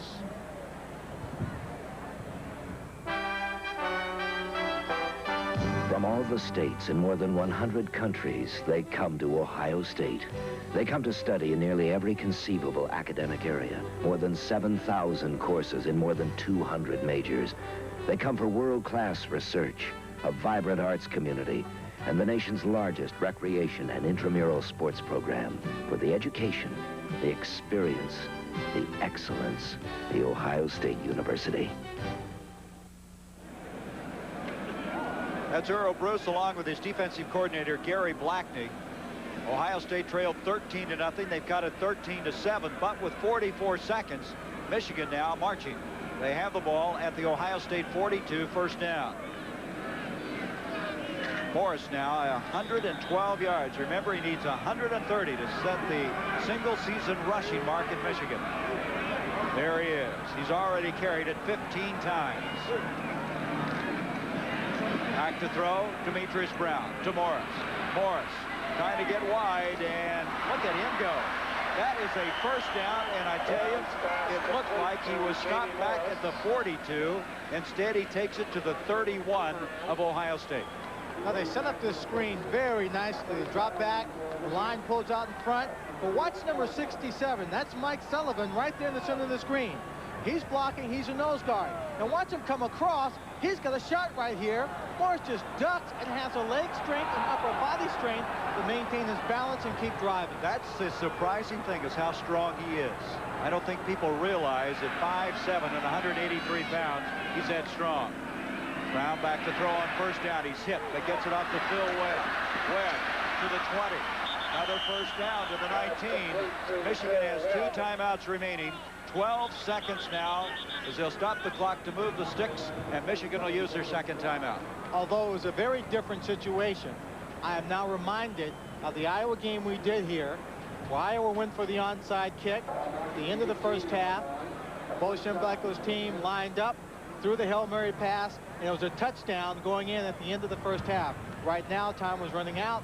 although not one big play. They're driving down the field in excellent position to score with 12 seconds at the end of the first half. I will assure you of one thing about this game. It's warmer out of the Coliseum in Los Angeles. UCLA and USC to follow. What a battle that's going to be. And UCLA, talking to Terry Donahue last week, he says, you know something? I'm 9-1 and I still haven't decided anything. Yeah, you know, he's got a tough decision in terms of, you know, just how he wants to play this game. He's got so many good ball players. Gaston Green was injured, came back and played last week. But I'm sure Gaston Green will be out there and he'll start and he'll play very well. If they win, it will be the first time a UCLA team has won 10 games in the regular season. And that would be quite a matchup, as they would meet Michigan State if they would do that. And that's the last time Michigan State made it to the Rose Bowl. It was 1966. And Terry Donahue played on that UCLA team. That game, USC-UCLA, this is the 19th time that game has decided for both teams who goes to the Rose Bowl. How many times in your career at USC? Twice. Twice?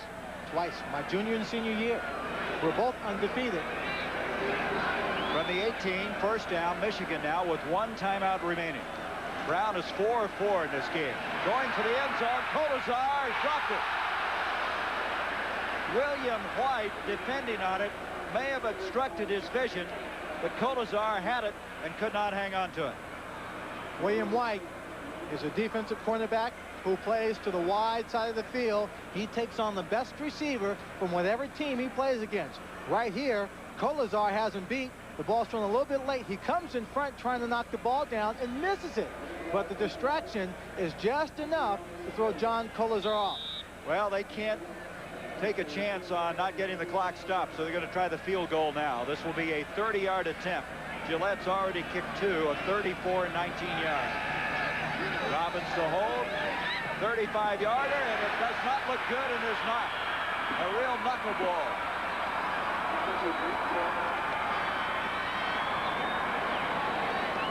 He has only missed 2 prior to that one all season long, and that ball looked like one of my tee shots. It came off the tee extremely low. And I'm not quite sure if someone from that defensive unit may not have gotten a hand on it also. We'll take another look at it. You'll see him get it off right there. It's just a low shot. It is a low shot, and you can see how upset he is. Ohio State, boy, they have really gotten out of a very, very difficult situation because they still remain in this one very, very much. Instead of being down 16-7 and having to score twice, they could still win it with 1 score. There's the time left, 3 seconds. From the 20 now, Tupa probably will just fall on this one. Shows you what I know. He's going to scramble out and throw it. And nobody open. And we come to the end of our first half of play. So Ohio State, after trailing 13-0, getting back into this game, scoring at the 136 mark of the first half. And at halftime, in the 84th meeting, the Wolverines lead it. We'll return with more of ABC's College Football after this message and a word from our local stations. Ace is the place you come to for everything you're looking for. Ace is the place that lends a helping hand. Ace is the place. For the Noma 100 mini light set, a Best Buy at only $3.99. Ace is the place. The T-Vol Royal 3-piece fry pan set just $12.99. And the Procter Silex 12-cup coffee maker $6.99 after rebate. Ace is the place with the help of Hardware Land. The new Remington Microscreen Ultimate with the exclusive beard lifter stretches the skin and lifts whiskers other shavers leave behind. The new Remington Microscreen Ultimate shaves as close as a blade and closer than any other electric shaver or your money back. Year in, year out, you expect quite a lot out of your car. But just what have you put into it lately? Give your car the good life with STP gas treatment. How a small amount of nuclear waste can endanger a city. Monday on ABC's World News Tonight. Your best connection for appliances, TV, audio, and video from the world's finest manufacturers is always Kaufman and Roberts. And this Saturday, for one day only, the bargains are better than ever. Kaufman and Roberts is having an in-store warehouse sale. 4 models, 1- and 2-of-a-kind items, and hundreds of other bargains are available at prices much lower than you would expect. Check Saturday's newspaper for a partial list of bargains, but shop early. Quantities of some items are limited and some are not available in all stores. Don't miss Saturday's in-store warehouse sale, only at your nearby Kaufman and Roberts store. Have you heard the news going around today? I'm the Tire King, and I'm here to say I've got the lowest prices, and that's a fact. On quality tires, I guarantee that. Michelin, Goodyear, Pirelli, too, and over 20 other brands just for you. Professional service, equipment, too, to guarantee your car rides just like new. Courteous service, that's my game. Your satisfaction, that's our aim. For the very best deal that you can buy, get to Tire Kingdom. That's no lie. The Eyewitness Sports Advantage. Only on TV 12.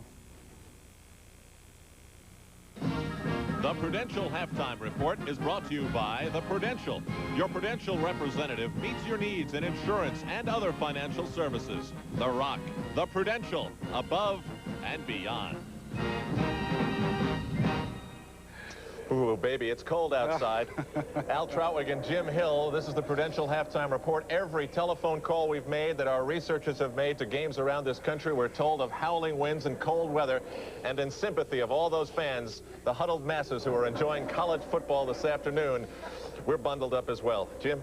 Get me back to California at 11:30 tonight. You better believe it. A game you're watching right now, Michigan and Ohio State. Is 13-7 at halftime. Jamie Morris has a touchdown run for the Michigan Wolverines. He scored it on their first possession. Notre Dame has lost the last 3 straight in Penn State, and right now Penn State is trying to make it 4 in a row. It's halftime. 14-7. Penn State is leading Notre Dame. Blair Thomas has rushed for 98 yards. He and John Green have scored 1 touchdown each. Well, for the old Oaken Bucket, it's Purdue and Indiana. Dave Cramy has scored 1 touchdown on a 1-yard run. Anthony Thompson has scored on a 5-yard touchdown run. The Hoosiers lead the Boilermakers 14-0. That is in the second quarter. Southwest Conference action. It's Texas A&M playing against TCU. It's tied at 7 in the second quarter. Darren Lewis has scored on a 36-yard touchdown run to tie that game for the Horned Frogs. Well, for the 104th time, Harvard plays Yale, and this time the big game is really the big game for the Ivy League championship. Second period, no score in that game. Kent State plays Pittsburgh this afternoon. Glenn Mason, the head coach at Kent State, is rumored to be one of the possible contenders to replace Earl Bruce at Ohio State. Right now, he trails Pittsburgh. Score is 7-0 in the first quarter. In the ACC, Virginia scored 2 touchdowns in 17 seconds. Both of those went to wide receiver John Ford. Third quarter, Virginia leads North Carolina State. Score 24-17. Wake Forest is playing Georgia Tech this afternoon. Right now, it's in the second quarter, 6-0 in favor of Wake Forest. Duke takes on North Carolina today. Right now, it's 10-9 at halftime in favor of North Carolina, leading Duke. One of the big questions in this particular ball game surrounds North Carolina head coach Dick Crum. Speculation is, and people think, that he may be fired. He's in the 6th year of a 10-year contract down there. He has a good record, 72-40-3. However, he has a 2-8 record against Clemson, and some people are saying he's just a little bit too conservative on offense. So we'll see what happens at the end of that game today, Al. And the AD there says, although they rumored him maybe to be fired, that the choice will be up to him. It wasn't this cold back when Tennessee began their season on August 30th in the Kickoff Classic. They won't end their season until January 2nd, most likely in the Peach Bowl. Today against Kentucky, they're trailing 3-0 in the first quarter. Reggie Cobb continues to be the hot performer for Tennessee with 19 touchdowns on the season. Mississippi State and Mississippi, a lot of disappointed fans watching these two teams. They both had 3 and 7 seasons, and this game is getting started in a short while. Rutgers and Temple, here's what we're talking about. 11 degrees with the wind chill, 20-mile-per-hour winds. Mike Body has a 48-yard touchdown run as Temple has lost 6 in a row, going to make it 7. Cincinnati and Virginia Tech, it is 14-0 Tech in the second quarter. Columbia and Brown, as this has been an ongoing story all year. Columbia has lost 40 in a row. Solomon Johnson, though, the star of the freshman team, which went undefeated, is coming next year, so take heart, Lions, even though this one is close in the second quarter. Cornell, Big Red, and Princeton, it is 3-0 in the second quarter. And continuing in the Ivy League, we can tell you that Penn and Dartmouth are watching a blowout. Penn is leading 28-0. Chris Flynn has 3 rushing touchdowns of 5, 10, and 10 yards. Penn, remember, was 5 times the Ivy League winner or runner-up. This year, they are out of it, of course. And Lafayette and Lehigh, the 123rd meeting in really the rivalry in this day of rivalries. This one goes back to 1884. Interestingly enough, as Lehigh leads 9-0, they're playing the last game at Taylor Stadium. The stadium, the home of Lehigh, was built in 1914, so the tradition endures, but the stadium will not. We'll continue with the Prudential halftime in a moment on ABC. We go above and beyond just like you, above and beyond what we have to do, investing in what's right for you. Your Prudential representative helps your money work hard with CDs, mutual funds, and more. You work hard, so do we, to make what you work for a reality. The Rock, the Prudential, above and beyond. From the first gray light of dawn to the last red glow of dusk, around the world, the sun never sets on a time, on a place that hasn't been influenced by the Big Ten universities and their graduates. In outer space, the Persian Gulf, drilling for offshore oil, exploring the mysteries of science, faculty and students of Big Ten universities blend brain power, research capability, skills and talents, devotion to excellence that spell a national leadership that's different and lasting. Athletic programs reflect the same kind of dedication to being the best. So whether it's early dawn or the fire of evening, around the world, the sun never sets on what the Big Ten means to the quality of life, made better by skills, academic innovation, and the positive values of intercollegiate competition. The Big Ten, unique, great, uniquely great. We go above and beyond just like you, above and beyond what we have to do, ensuring the best in life for you. When it comes to life insurance, nobody goes above and beyond like your Prudential representative. You take pride in your life, so do we. Going above and beyond is our policy. The Rock, the Prudential, above and beyond.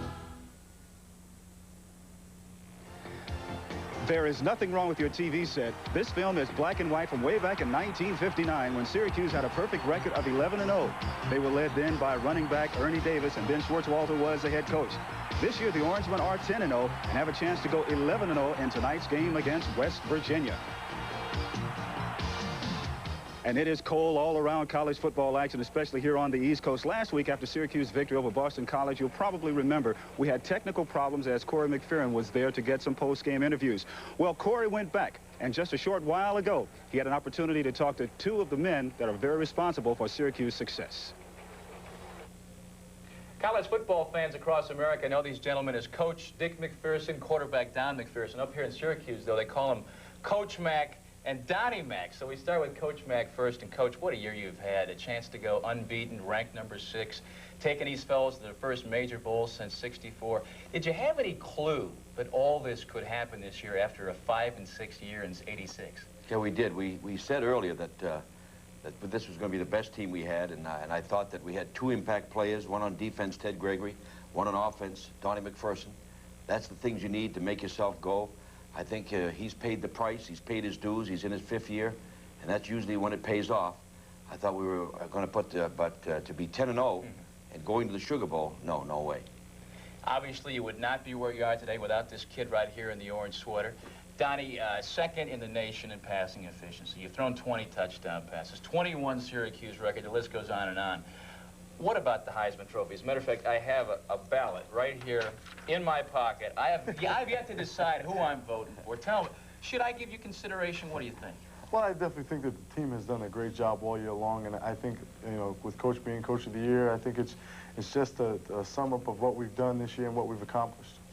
What about the history of Syracuse football? You're too young probably to remember the Zonkas and the Browns and the Davises and all these kind of guys, but what's it going to be like in a year or two when you leave here and they mention Donnie McPherson's name in the same breath with these greats? You're going to have a historical perspective on that. Will you appreciate that? Definitely so. I think that we really felt a part of the history of Syracuse football. And Coach Ben Schwartzwalter comes to see us once a week and talks to us and lets us remember of what the tradition is all about at Syracuse, and we're very proud to be a part of it. Before I leave you, one more shot on the Heisman question. Do you feel like you're a serious contender? Do you think you should be considered for the Heisman Trophy? I definitely feel I'm being considered. I've gotten a lot of feedback from different parts of the country. My brother out in California, I hear does a lot of talking about me. So I think the whole thing is really falling into place, and just to be mentioned in the same sentence with the Heisman Trophy is an honor, and I feel I have a pretty good chance for it. Coach, back to you for a second. Now, tonight about 6 o'clock, the news is going to break the official announcement about the Sugar Bowl. Are you concerned about what kind of an impact psychologically it might have on your kids an hour or so before kickoff against West Virginia? Not at all. I mean, we talk about it. I mean, that's what we dreamed of. To have a winning season, go to a bowl, go to a major bowl. All of a sudden, everybody says we can't talk about it. We love it. I think it's great. We're going to share in it. All the seniors are going to be there when it's announced. If we can't overcome that, how about 4th and 1? Those are the tough things, not bowl talk. Coach, let's speculate a little bit, if you can help me here. Let's say you win tonight. Right. Let's suppose you win New Year's Day. Let's suppose the other teams end up all with 1 loss, the other major teams. You're undefeated, yet some people say maybe Syracuse shouldn't be ranked #1. What would you say about that? Would you have troubles with that? Easy. It's easy. In 1980, only 1 team, Georgia, was 12-0. National champions. 81, Clemson, the only one. National champions. 84, BYU, national champions. 86, Penn State. Easy. The only thing I'm saying, and I'll say this loud and clear, if Nebraska goes all the way 12-0, I feel they should win the national champions because they've done a great job with a tremendous schedule. Anybody else, we win. There you have it from Syracuse. Dick MacPherson, Don McPherson, that's it. McPherson, McPherson, and McFerrin signing off from Syracuse. Good luck, guys. Good luck. If you can dream it, you can do it. Today, the Prudential can show you a new world of financial opportunities. Look to the Rock for mutual funds, stocks and bonds. Feel its strength in CDs, insurance and mortgages. With the right choices, the right guidance, the sky's the limit. The Prudential, your rock in financial services.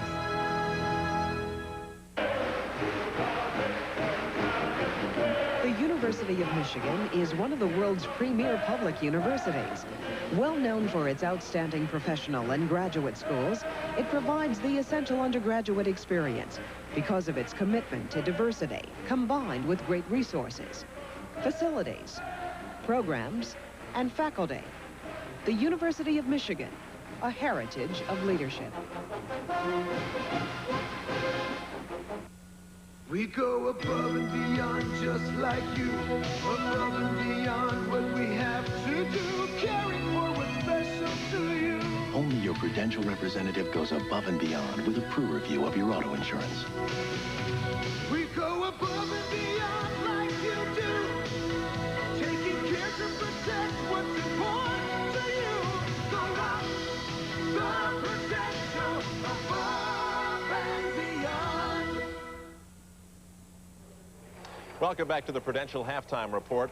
Let me tell you that in the game, Harvard has just taken the lead over Yale 7-0. And TCU leads Texas A&M 14-10 without the nation's third-best running back, Tony Jeffrey, suspended as a result of reported ties with Atlanta agent Jim Abernethy. That could throw a wrench into the Thanksgiving meeting between Texas A&M and Texas. Now, coming up today, we've got USC, UCLA, the winner to the Rose Bowl. How's that game looking out in Los Angeles? There's so much electricity and indecision on this particular game that there are some churches that will color half of their church the color of the Bruins, the other half the color of the Trojans. So no one really knows. But out there, I picked the Bruins to win it. So some bad habits in those churches. We'll be back with more updates. Right now, I'd like to see Steve Alvarez wear his shorts. We'll see you later. The Prudential Halftime Report has been brought to you by the Prudential. Your Prudential representative meets your needs in insurance and other financial services. The Rock, the Prudential, above and beyond. Welcome back to Michigan Stadium at halftime. The Wolverines leading the Buckeyes 13-7. And Al and Jim, I want you to know that we have a guy who can handle the weather very well, the California kid. I don't understand why they're wearing those coats back in the studio. It's a gorgeous day, blue skies, it's great. Well, I know why I'm wearing mine. I don't know about you. This game started out, it looked like all Michigan. Michigan came out, and their game plan was to run the football, let Jamie Morris do the work, short control passes, and it has been an excellent game plan. And even when Demetrius Brown went down, Taylor came in and could still execute that same game plan. That's why they're on top. Well, it all began with Michigan driving the ball very effectively. They marched it 73 yards. It culminated on this run by Jamie Morris from 1 yard out. And none of these plays was designed to be a real big play. They just took their offensive line, drove down the field, and Bunch had a great play on the screen earlier. 7-0. Then Gillette added 2 field goals to make it 13-0.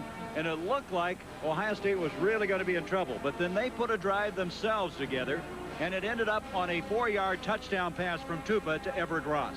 After getting a turnover, a mistake, they took charge, went down the field. Everett Ross caught 3 passes for 38 yards and the touchdown. That's the kind of football that Ohio State has to play to stay in this ball game. Well, Ohio State stayed in the ball game because later Michigan was driving once again. And they had a pass in the end zone. John Colazar could not hang on. Eventually, Michigan had to settle for a field goal, which they missed. They got the ball just over a minute to play. Demetrius Brown came back into the ball game to lead the team. Had what was a sure touchdown here. Colazar had a chance to make the play. White just broke his concentration. And Gillette missed the 35-yarder, so that brings us up to date. And that also brings us to Steve Alvarez. Steve? Thank you very much, Gary. You know, they talk about this game being a war. Well, you know who the bravest troops are during the war, and those are the paratroopers, the one who parachute behind enemy lines. So you'd have to say the folks from Ohio State are the brave paratroopers for coming here in enemy territory for the game. You know, this is a rivalry that started in 1897, but they tell me the roots of this thing, let me show you in just a minute, started in 1835. There was a dispute, and I will show you on the map. Okay, here we go. This is Columbus, Ohio State. This is Ann Arbor, University of Michigan. Here in 1835, these two states declared war on each other because they were fighting over Toledo. Well, the president, Andrew Jackson, said, Columbus, you get Toledo. Michigan, we'll throw in the northern peninsula for you, since Wisconsin apparently doesn't care about that anyway.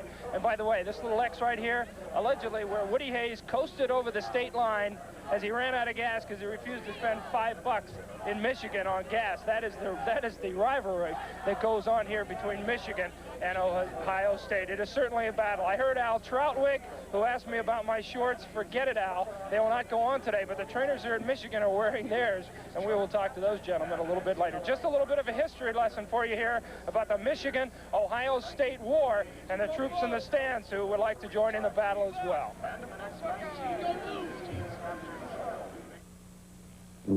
Consider the UPS Next Day Air Pack. It's made of 100-micron waterproof, tear-proof polyolefin, just like our competition's. It has a hot melt adhesive flap with peel-off release, just like our competition's. The only difference is most of our competition charges twice as much. Either they're paying way too much for their envelopes, or you're paying way too much for their service. UPS, we run the tightest ship in the shipping business. It's a Radio Shack Merry Christmas. Joey, it's time for bed. He hasn't put his Radio Shack spelling math down all day. Spelling math turns learning into fun. Radio Shack Spell and Math has 15 spelling and math games that educate during playtime. Haven't you learned enough tonight? Come on, fella, bedtime. But I'm not tired. Bet your spelling math can count sheep. Educational toys, education through imagination. $9.95 to $24.95. Only at Radio Shack. Why you bothering me, boy? Are you crazy? I'm a chicken hawk and you're a chicken. Are you coming quietly or do I have to mush you up?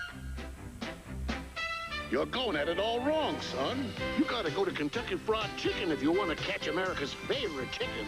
It's a great place to get a great meal. No one makes tender, juicy chicken like the Colonel. It's finger-licking good. Here, son, let me give you a lift. We do chicken right. We go above and beyond just like you. Above and beyond what we have to do. Caring for what's special to you.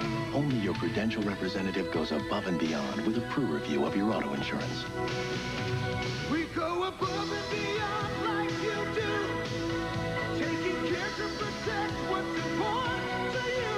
Go up, the Prudential, above and beyond. This ABC Sports exclusive is brought to you by UPS. For overnight delivery from coast to coast, UPS runs the tightest ship in the shipping business. And by Michelob Light. When the sun goes down, light up the night with Michelob Light. Michigan coming back onto the field. Ohio State still to make their reappearance. 13-7. We mentioned the weather. Steve, I understand there's some guys down there that are tougher than the weather here in Ann Arbor. Oh, they're tougher than nails, Gary. You know, you're at Altrout where you asked me about the shorts I wore at UCLA. Hey, I'm a fun-loving guy, but I'm not crazy because I believe in this sign, do not freeze. Now, the trainers here for Michigan had this sign, but they obviously have not followed suit because all the trainers are wearing their shorts today. Guys, I got to ask you, why? It's a tradition. It's Ohio State. Woody Hayes, got to wear your shorts. It's a lunatic tradition. By the way, you were doing a great impression of chicken skin. Hang in there. Gary, I wonder about the youth of America. Back up to you. Not only that, how about Lynn Swann? I'm wondering about him. He took everything off a while ago. Well, I'm used to this cold weather. Like I said, if it's not snowing, it's not bad weather. The only thing that's bad is for Ohio State. When you look at these stats, you see Michigan has rolled up 263 yards on some great drives in the first half. But the important thing to keep in mind, Michigan turned the ball over one time. Ohio State's been able to make a touchdown out of that. Ohio State has also found a chink in the armor in terms of being able to throw passes against their team. So you see that passing stat of 85 yards should change dramatically in the second half as Ohio State, I believe, will try and go to the air a lot more. Well, they're fortunate to be down just by 6 points. I want to take this opportunity to thank Don Canham, who's the athletic director at the University of Michigan. 20 years he has been the athletic director in Ann Arbor. He's been the prototype of athletic directors. Done such an outstanding job. During his tenure of 20 years, Michigan has won 66 Big Ten titles. He'll be moving on. They will also be looking for a new president here at Michigan. As Bo Schembechler's put it, it's kind of a crisis time here at Michigan, the direction that their football and athletic program will be going. You know, Bo is very concerned about that. And I don't know if I would really consider it a crisis time because I think the heart of the football program is Bo Schembechler. And as long as Bo Schembechler is here at Michigan, I think they're going to be in good shape. Well, he said unequivocally yesterday in an interview, I said, Bo, is there any possibility you would step down from coaching to become AD? He said, let me say this. If I can physically do it, and he's going to have a physical next Wednesday, he said, I will continue coaching. There's his record against Ohio State. He's 4-4 against Earl Bruce. So we're ready to go in this 84th meeting. O'Mara will be kicking off for the Buckeyes. Two men going back now for the Michigan Wolverines. Jamie Morris and John Coldazar. 13-7, and this kick very short. Webb again will return it. That's two he's returned in this game. He'll bring it out to the 30, 35, look out, 40, 45, and Webb knocked out of bounds just short of the 50-yard line. Webb with a big run last week and contributing in this game on the kickoff. So from the 49, Michigan will have it. 31-yard return. Well, Webb doesn't have that kind of speed where if he gets open here, he's going to break away and just run away from everyone. But what he has is good sense, good running ability. He follows what blocking he does have, gets to the outside, and picks up as much yards as he can, as many yards as he can, just running straight ahead. One thing we'll keep you posted on is the progress of Jamie Morris. He has 112 yards on 15 carries. He needs 130 to set that Michigan single-season rushing mark. Callaway comes in motion for the 49. Here comes Morris. And Morris goes nowhere. May have lost a half yard. Ray Holloman, number 55, made the stop. Holloman's a very interesting story. He started a year ago in the Kickoff Classic. Had to drop football last year because of a severe knee injury. He's battled back from it, but he has to drain his knees each week, which curtails a lot of activity in practice. But he's come back this his senior year to really contribute to this team. Now that's remarkable when you consider that was both knees that he has had injured and operated on. He wanted to play, and obviously Earl Bruce is glad he decided to come back for this his senior year. Second down, they lost a yard on the play. 2nd and 11. Callaway in motion once again. Demetrius Brown starting the second half. He's on the option, and he'll spin it to the 49. I just can't get over Brown playing. It looked like when he went down, he'd have to think of Tampa on January 2nd. Not playing the rest of the day, but he's come back as Chris Spielman made the stop on that play. Well, apparently when the doctors checked him out, they realized there was no real serious damage. It may have just been bruised or sprained a bit. He tapes it up. He's in a tight ball game, and the coach wants to win it, and he really wants to play in it. If this were any other game, other than the Ohio State game, he may not have wanted to play in it that badly to take a chance. See how tough it's been for him to rush, minus yardage thus far. He's a tough kid out of the Miami area. Pressure coming from Pomeroy and the backside. And that's Spielman. Chris Spielman, Mr. Intensity, the All-American, who leads Ohio State all-time in solo tackles, just contributed another one. We'll take a look at Spielman, number 36. Came into this game 140 tackles. You see him blitzing all the way. Nobody blocks him. Morris tries to go down low and actually does gut him. But the forward momentum just takes him right into Demetrius Brown, and he takes him down from behind. He was like a bowling ball, knocking everybody down on that play. The punt be Robbins. Robbins hits it well. He's an outstanding punter. Everett Ross has it on the fly up to the 35, a flag as he advances to the 38-yard line. Monty Robbins averaging over 44 yards a punt. Third in the Big Ten, 8th in the nation. And that was his first punt of the afternoon. Let's see what this penalty flag's all about. Ross that time really had a head of steam up when he caught the ball and headed to the far sideline. He sure did. Zach Dumas, number 21, came in on a good charge. They're going to bring it back. It's going against Ohio State. But the punt came away well. Ross did something that a good punt returner has to do. Illegal use of hands on the offense. First down. When he made that catch, Gary, he made that catch moving forward. So the catch and movement were simultaneous. We're going to have a break in the action with Michigan leading 13-7, and Ohio State has the ball for the first time in the second half. Listen to the heartbeat of America. This is our road, nothing stands in the way. This truck, this man, the worker play. When you want to go from freewheeling to 4x4 fun, Chevy S10 lets you do what Ford and Toyota can't. Shift and keep right on going with standard Instatrack. The heartbeat of America. Chevy S10 today, Chevy truck. Thanks, John. To prepare the perfect round roast, you need the help of an expert. Miss, how do you cook one of these things? I've got some potatoes and some natural light, the beer with a taste for food, and some candles. Yeah, all natural, less filling. It's Natural Light from Anheuser-Busch. Okay, I open the natural, I preheat the oven. Now, is that the thing with the flip-down door? Yeah. I can't handle this alone. I don't think you can either. Full berth is on the line. Fifth-ranked UCLA meets crosstown rival USC in the Pac-10 Showdown of the Year. Next on ABC's College Football.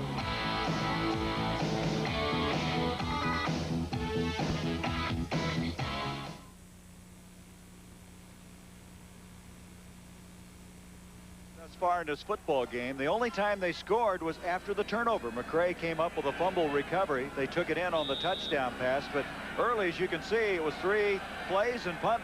And as you can see, after the turnover, they took it on the 39-yard line, which is their best field position of the afternoon. Their first snap of the second half. And Tupa on target to Snow, and Snow's off to the races. Over there is Mallory to try to hem him in. He dodges him. He's to the 10. Snow, touchdown.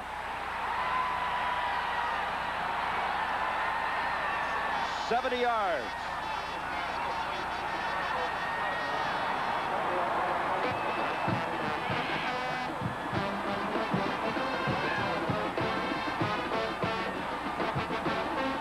Making some adjustments at halftime. It appears that the Buckeyes are able to stop the running attack of Michigan. Get the ball after a good punt return by Everett Ross. And then a great play by Carlos Snow with some excellent blocking again by Ross. You can see why they're so excited about the freshman. Franz to add the point after. He's 51 for 51 in his career, and he can give Ohio State the lead for the first time in this game. And he does. 14-13 Ohio State. And if you're wondering, that is not the longest touchdown pass of the year. Ohio State had a 79-yarder in the first snap against Michigan State earlier this year. We'll take a look again. It's not a long play downfield. They get by Alan Bishop on the play. Everett Ross is down. Look at the block right there. Everett Ross makes on number 20, Anthony Mitchell. That's enough to spring him down the sideline. In a good move in inside Mallory, number 8, and the rest is history. It's a touchdown. So Tupa now starting to mount some numbers. He's 11 of 14, 155 yards. And he just added 70 yards on one pass.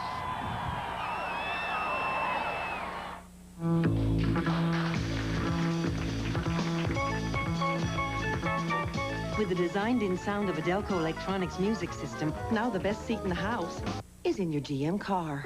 Delco Electronics, it's who we are. The Black & Decker Workmate.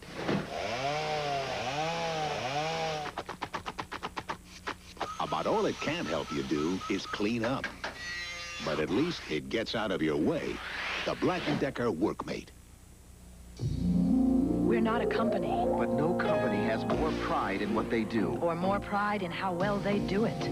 We offer you a meaningful and fulfilling future. One that goes far beyond the ordinary. One that brings with it the respect and admiration of Americans everywhere. We're not a company. We're your country. We're the Air Force. The Marines. The Army. The Navy. We're the Armed Forces. It's a great place to start.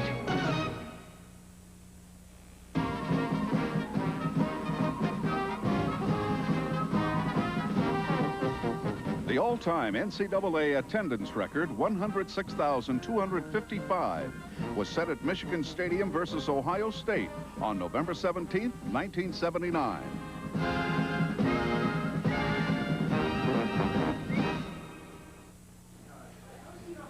This is Al Trautwig in New York in the 104th edition of The Game. Harvard had jumped out to a 7-0 lead, but now in the second quarter, Yale comes back.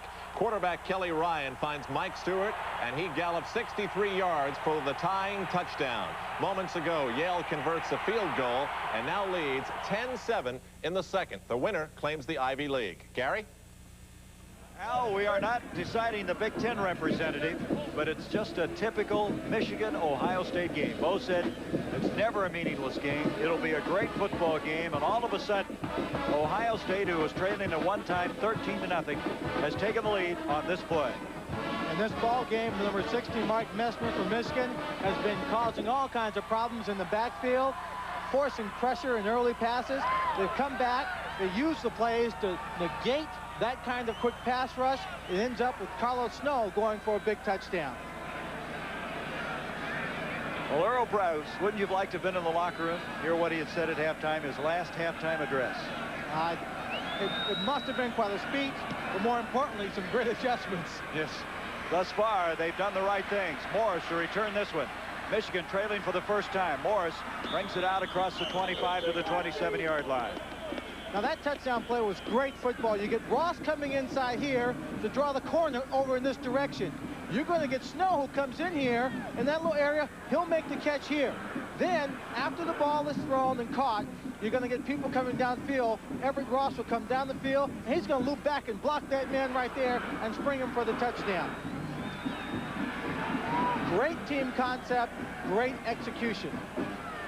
Now, by no means, no small feat for Carlos Snow to read it and to go on. There's a block by Ross downfield. You see Snow continuing in a good move on Mallory, who's a smart player. He won't often make that kind of play. He's usually a much surer tackler. I tell you, Snow can make you look bad in the open field. He can. From the 27-yard line, Michigan now playing catch-up football. Demetrius Brown rolling the near side. Punch one. He's got Kolazar deep. Kolazar's there.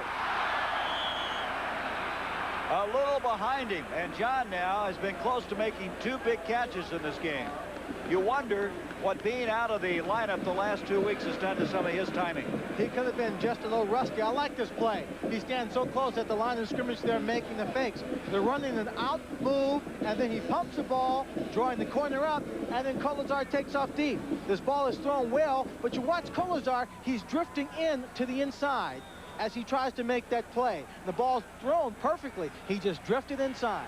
You're also looking towards the sun on that particular play, Len. Well, there's a rule. When you look into the sun, you run straight down the field and try and catch the sun. The ball is right there if you can't see it. Catch the sun. Catch the sun. Second down 10. Here's Jamie. Morris wedging it forward. Got maybe 2, 3. Now, wait a minute. Well, Ohio State just fired up. I thought for a moment maybe the ball had got loose. They are fired up. It's so obvious how this game has turned around emotionally as well as on the scoreboard. And now it's going to be 3rd down and 9. Bo Schembechler's got to get a handle on this game now, as Ohio State coming from behind by 13, now leading by 1. And they did it very, very quickly. 11 minutes, 50 seconds here in the 3rd period. That's Welborn coming out. Callaway has replaced him at the split end position. 11:41 to go, 3rd quarter. Brown changes the play at the line of scrimmage. McMurtry, who's been quiet all day, split to the top.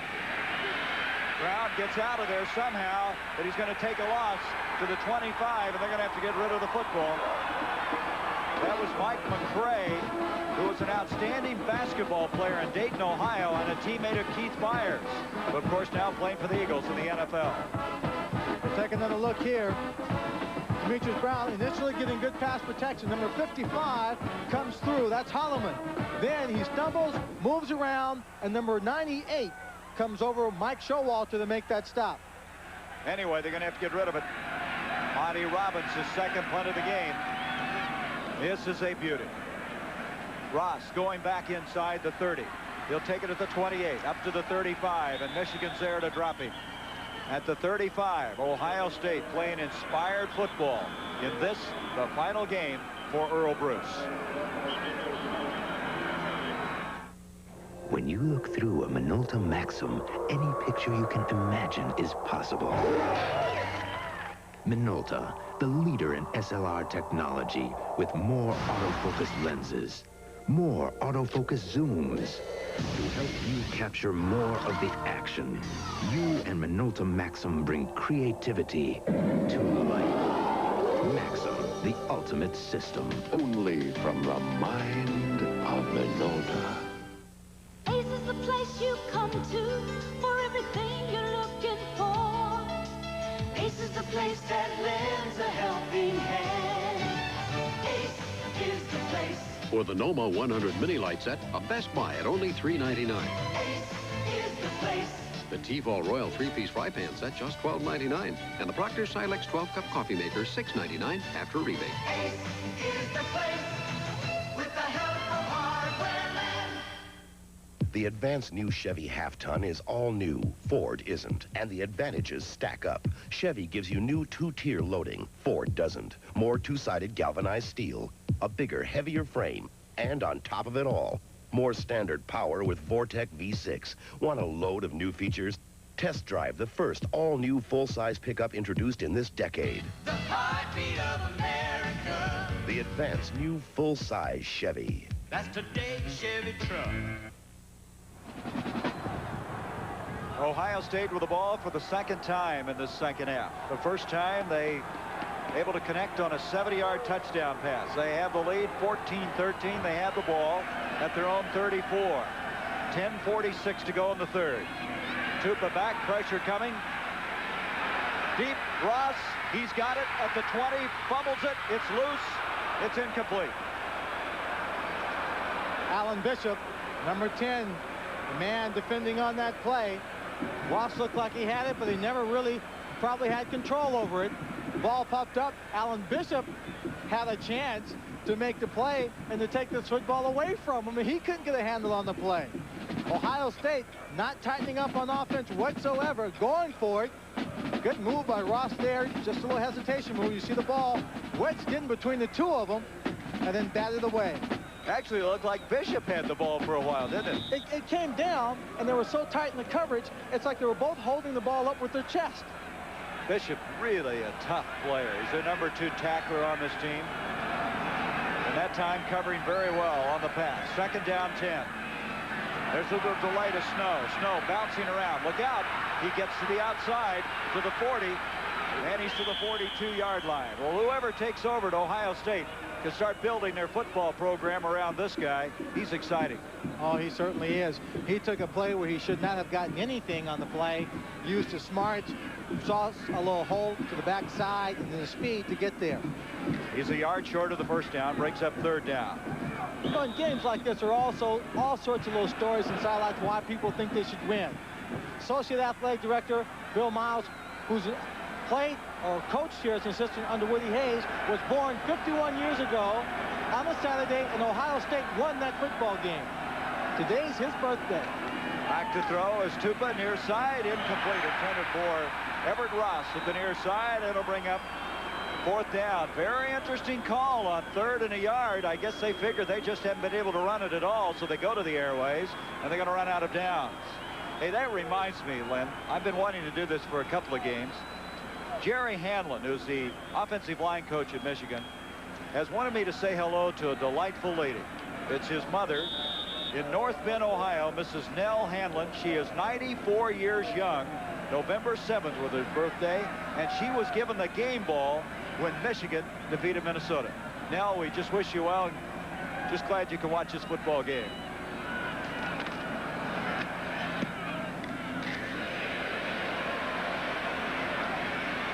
Tupa kicks it off to Kolazar, and Kolazar rounded inside the 15 at the 14-yard line. Good coverage by Ohio State. Last week, Ohio State and Iowa, 16 seconds to go in the game, and Chuck Hartley, who's played remarkably well for the Iowa Hawkeyes, able to pull this game out. A 23-yard pass. The strike is thrown to Marv Cook, the fullback. He takes it in, and Iowa defeats Ohio State last week 29-27. And they got the ball. Iowa took possession of the football because Carlos Snow fumbled the football, and it's been something he's had a problem with all year. So back to this game, a game that's pivoted. Ohio State leading Michigan at their own 14-yard line. 9:37 to go in 3rd quarter. Brown looking around. He'll send Callaway in motion. Jamie Morris. And Morris got the 1st down. This guy is just something special. Great young man, not only a great football player, and he is just literally shattering every rushing record that Michigan's ever put together in a very, very illustrious career in a school that's had some great ones. The Harmons, the Wolfens, the Rob Lytles, and he's battering all of those guys and then some. One other guy who had some records here, Ron Johnson. He broke his, and his brother Joe Morris passed Ron Johnson against the Patriots as a pro. 6 yards to go for that record, as you saw with the graphic just a moment ago.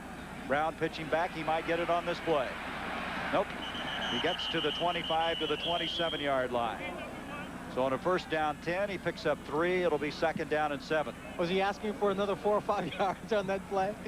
Well, that's the way he is he'll get a yard or 2. He'll squeeze another 3 or 4 when you don't expect it, and they'll start piling up in your career. 5 yards now needed. They only gave him a yard on that play.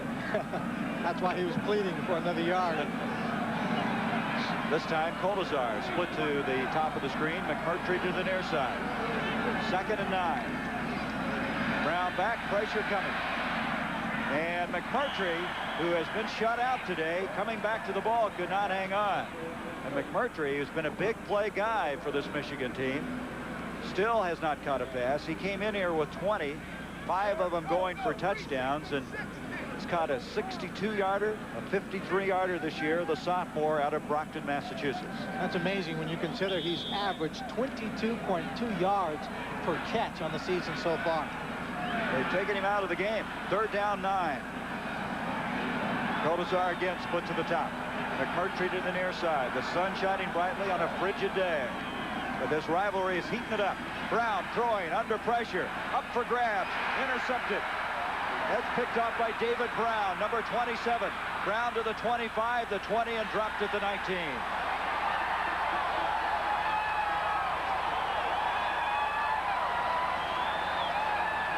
Brown with his 3rd interception, the sophomore out of Utica, New York.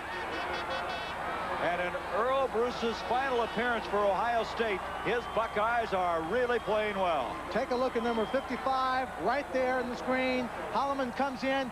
Just as he starts to throw, he's hit. He could not follow through with the arm. He was trying to go for number 40, John Kolazar, so the ball flutters and just hangs on the center. Then it's David Brown, number 27, who picks it off, picks up an escort from William White, and puts him right in great field position for either the touchdown or at least a field goal attempt. Michigan's second turnover. One fumble and now an interception. The last time on the turnover, Ohio State scored. Let's see if they can this time. First down from the 18. Cooper, the fullback, for 2. 2nd and 8. Well, we wondered what Earl Bruce said at halftime. Steve Alvarez has been checking that out. Thank you, Gary. The players for Ohio State tell me it was relatively quiet in the locker room. They said Earl Bruce had a lot to say before the game, but when they went in at half, it was fairly quiet, and they all felt confident because they felt they were very much in this football game. So there were really no emotional speeches or anything at halftime. They just made their adjustments, and they obviously came out ready to play. Gary? I guess this is Michigan, Ohio State. You don't have to say a lot. Better believe it. 2nd down, 8 from the 16. Cooper, the single running back. Tupa back. The strike on the way to the 5. Spinning, fighting to the goal line. Just short of the goal line is Fitz Workman. 1st and goal, Ohio State. What a turnaround in this football game. What a great play here. Tupa comes back. As you said, passing has been the key. Sometimes you think they should run the football, but this is where they've had all the success, the short passing game here. It was all Michigan early. It's all Ohio State right now. And Bo Schembechler, something he feared, that Earl Bruce's firing might give this team the added incentive if they really need it for a great series like this. And right now the Buckeyes trying to add to their lead. 1st and goal, Tupa diving, touchdown.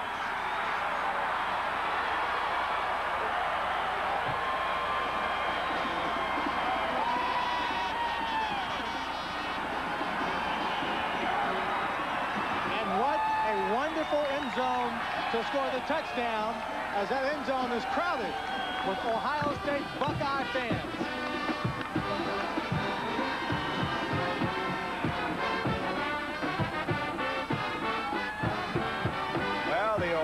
State All-American Marching Band. They dotted the I earlier today, and right now they're adding to some of this excitement as it's 20-13 in favor of the Buckeyes. This kick is on the way, and believe it or not, Franz has missed the first of his career. When you say he's never missed it, I said to myself, watch out, this will be the day that he misses one. And sure enough, he comes back.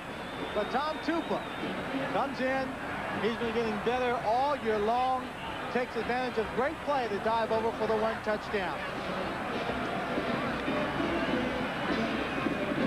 The offensive line of Ohio State making great strides in this ball game, just driving people from the line of scrimmage. 7-11 in the 3rd quarter, and it's Ohio State leading Michigan by 7. Ponchatoula, Louisiana. Bayou country. Places like this make you glad you take your car to Mr. Goodwrench, the GM service specialist. Mr. Goodwrench uses genuine General Motors parts, the kind your car was designed to use. Because Mr. Goodwrench knows in places like this, the last thing you need to worry about is your car. Mr. Goodwrench, no one knows your GM car better. No one. I'm State Farm Agent Jim Cornwell. When I first insured John and Susan Rager, I told them my job was just beginning. Now there's a new car in the family, a new home, and a new Rager, John Lawton. We just got together for a family insurance checkup. That's State Farm's way of helping you keep up with all your changing insurance needs. Because if you're anything like the Ragers, things can change pretty fast. And like a good neighbor, State Farm is there. The Los Angeles Rams, rejuvenated by Charles White. The Washington Redskins, they lead the NFC East. They meet on ABC's NFL Monday Night Football. Gary Bender, Lynn Swan, and Steve Alvarez. I don't want anybody to think we're a jinx, but earlier this year, Mike Gillette had a string of 66 straight PATs. We came here to do the Iowa game. He missed his first. And today we were talking about Matt Franz, had never missed one. He had hit 52 in a row, and he just missed the first of his career and keeps this a 7-point game. I don't want to take that rap of jinxing anybody. And oddly enough, it was always just after you mentioned the fact that they had never been broken. I don't need that. You don't mention no hitters. Okay. The kickoff, Sean LaFontaine is the guy who's going to take it. They're really kicking off short today, and they have their wind to their back right now. We'll take a look at this play that set up the touchdown. Now look at the two receivers at the top of the screen. Looks like they're just the only receivers out there, but actually they're behind that line of scrimmage here. This man is eligible. So when the play runs, they go downfield, down here against the coverage. This receiver will just drift out here and he'll be open. There just aren't enough people to cover all three receivers over there. Just confuses him. You see him right there. He's open, makes the catch, and it's almost a touchdown.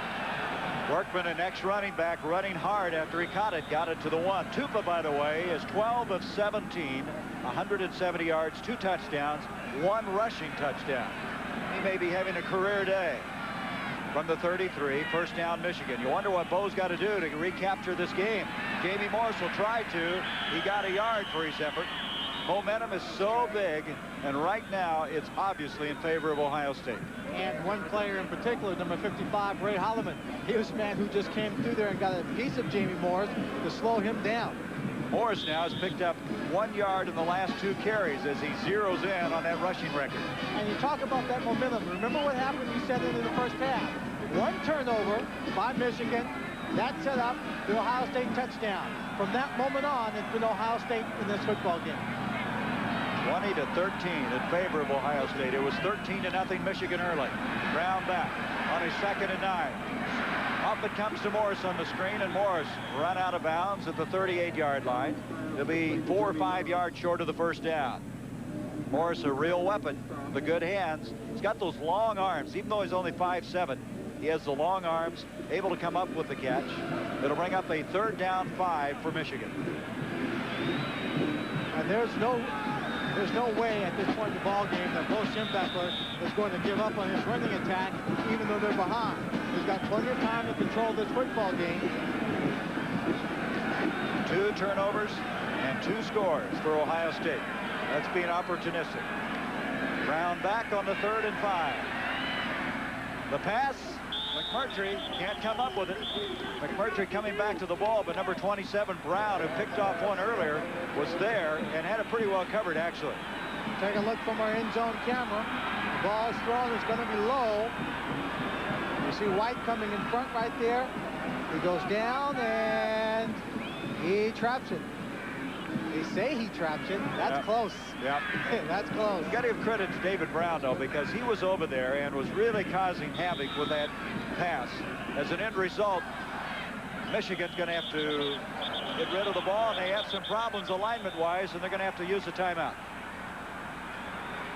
Well, our basketball will begin. Remark this down on December 5th. We'll have a college doubleheader from the Hoosier Dome in Indianapolis. The Fighting Irish of Notre Dame, David Rivers, who's a preseason All-American, leading them against Purvis Ellison and the Louisville Cardinals.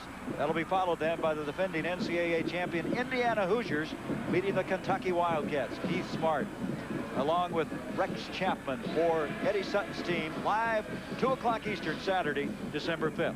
And of course, today, later from the Coliseum. It's been sold out for a long time in the Coliseum. Tickets are at a premium. And that's the game you'll see next here on ABC, the Bruins and the Trojans. Earlier in the year, the Trojans were looking for a tailback. They had a young man named Steve Webster, had some ankle problems. He came on strong enough. He's gone for over 1,000 yards. And we don't have to mention how great Gaston Green is and what he can do for you. The 2 brain trusts, Bruce and Schembechler, hooked up again. They're 4-4 against each other. What an outstanding season-ending series this is. So many times determined who would end up in Pasadena. Not today, but you wouldn't know it the way these teams are playing. And here's Robbins. He's not going to punt. He's taking off on 4th down. He's got the first down to the 40, and he is hit hard. Everett Ross, who was back to field the punt, made the tackle. What a tremendous play. No one expected this to be a fake punt as he just takes it down the sideline, and you see no one in front of Monty Robbins, and then Everett comes in, the helicopter him. Send him up into the air. Well, in great rivalries, you've got to make some great plays. And Monty Robbins, the senior out of Great Bend, Kansas, who has been such an outstanding punter all 4 years, running that one for the first down, a gain of 24 to the 37 of Ohio State. Demetrius Brown back. And it's broken up. He was trying to go to Jamie Morris, and Mike Showalter, a sophomore out of Bay Village, Michigan, got a hand up. Morris was wide open on that play. Yeah, they sent a receiver deep downfield. I think it was McMurtry, well, not deep, about 15 yards downfield, rather. And he rolled, a half roll to his right to draw the defense in that direction, and Morris has slipped underneath it. Unfortunately, Showalter at 6'4" was able to bat it down. So Robbins on a 4th and 5 fake punt has given Michigan an opportunity. Let's see if they can capitalize on it. 2nd down 10. Callaway goes in motion. Brown on the option, fumble the ball. It's loose. Ohio State's got it. That's McCray.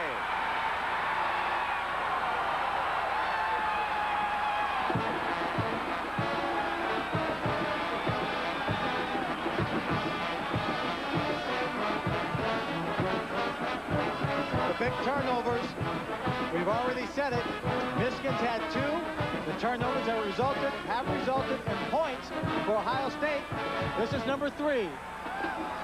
You know what's interesting?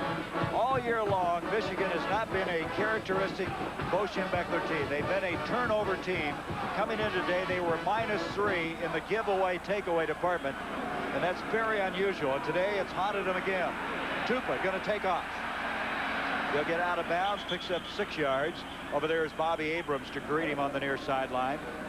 So Ohio State will try to continue their success after the turnover. But Bo said that we just through the years have not been a mistake-riddled team. Michigan this year has been. They've thrown the interceptions. They fumbled the football. One game you might recall against Michigan State, Demetrius Brown threw a Big Ten record 7 interceptions. That's something when you're a young team will happen to you, and Bo's hoping that'll go away next year. 2nd down 5 now for the Buckeyes. 5:51 to go in the 3rd quarter. Going to have a reverse. Ross. Messner smells it out, but he got away from Messner. And Ross may have the 1st down. Messner really upsetted himself. He had that one diagnosed from the get-go, but could not maneuver back up the field. And Ross, with a good move, may have picked up the 1st down. It looks like they're going to have to measure. Well, they're trying to take advantage of the fact that they're pursuing so well and making great plays. But that time, Messner just had it read. He stays back, and he has a chance to make it, but Everett Ross is a good receiver. Just makes a good move and cuts upfield. Let's see if they got the 1st down. They did. Well, it looked like Bo had this team headed back the right direction. Now the fumble has given the momentum right back to Ohio State. They had that 7-point lead with 5:41. Ohio State's made some very fine adjustments in their game plan to take advantage of those mistakes. Tupa, for instance, when he drops back to pass now, if the receivers aren't open in a proper amount of time, he is taking off running instead of being sacked. And has run effectively today. 1st down, he's on the option this time. He's going to keep it. And at 6'5", lunges forward for a pickup of 3, and that was Messner who made the stop. The ball now at the Michigan 45. You can tell Tupa's not an option quarterback.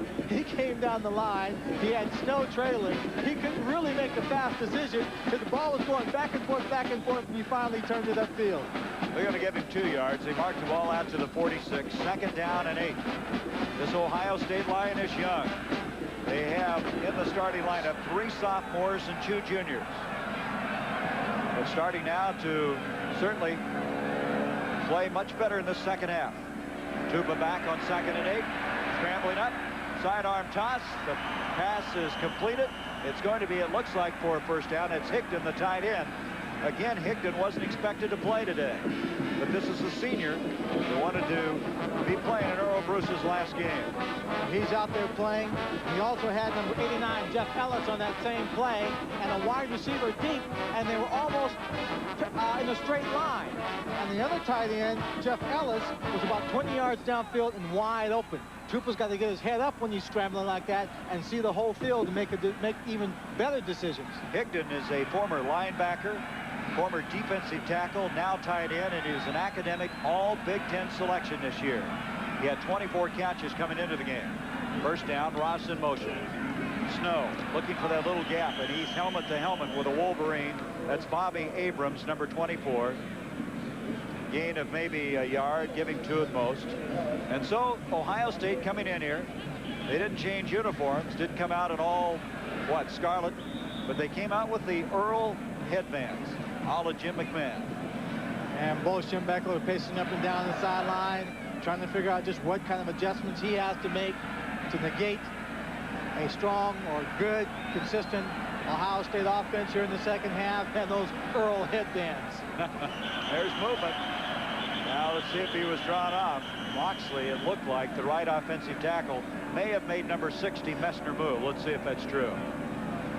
Moxley, a sophomore. That's what it is. It'll be against Ohio State. Well, we drove over to Plymouth, Michigan last night to visit with Earl, to Rick Bay. That's probably 20, 25 minutes. Illegal procedure against the offense. First down. And it was a very emotional Earl, Bruce. His family around him.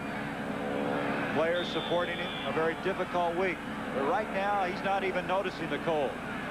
This team playing well with the lead. Now with a 2nd and 13. Cooper, flag on the play. He gets rid of it. Cooper closest to the football. But a penalty flag thrown around where Tupa was trying to scramble free. Had very few penalties in this game. Very, very few. That time there were a cadre of Michigan football players in there, putting pressure on them. Holding against Ohio State, so 2 penalties on this drive. It has been consistent throughout the ball game. Whenever Tupa's dropped back to throw, and he's looking too long downfield, there's a tremendous amount of pressure put on him. He is not going to get that kind of time to throw the football. It's either going to be a sack, it's going to be a holding penalty as you had right there, or some other misfortune. Against the offense, still 2nd down. It was on Greg Zakharoff, number 51. You could probably see that in the replay. The junior out of Warren, Ohio. So the penalty now moves it back to the Ohio State end of the field at the 49. Now 2nd and 23. So the 2 penalties now moving Ohio State in the wrong direction. Movement again, and that is, looks like Zakharoff, or was it Moxley again? Zakharoff. Yep. So after holding, this time he fires off, and 3 penalties now have backed him all the way up. They had it first down at the 38. Now they're all the way back to their own 44.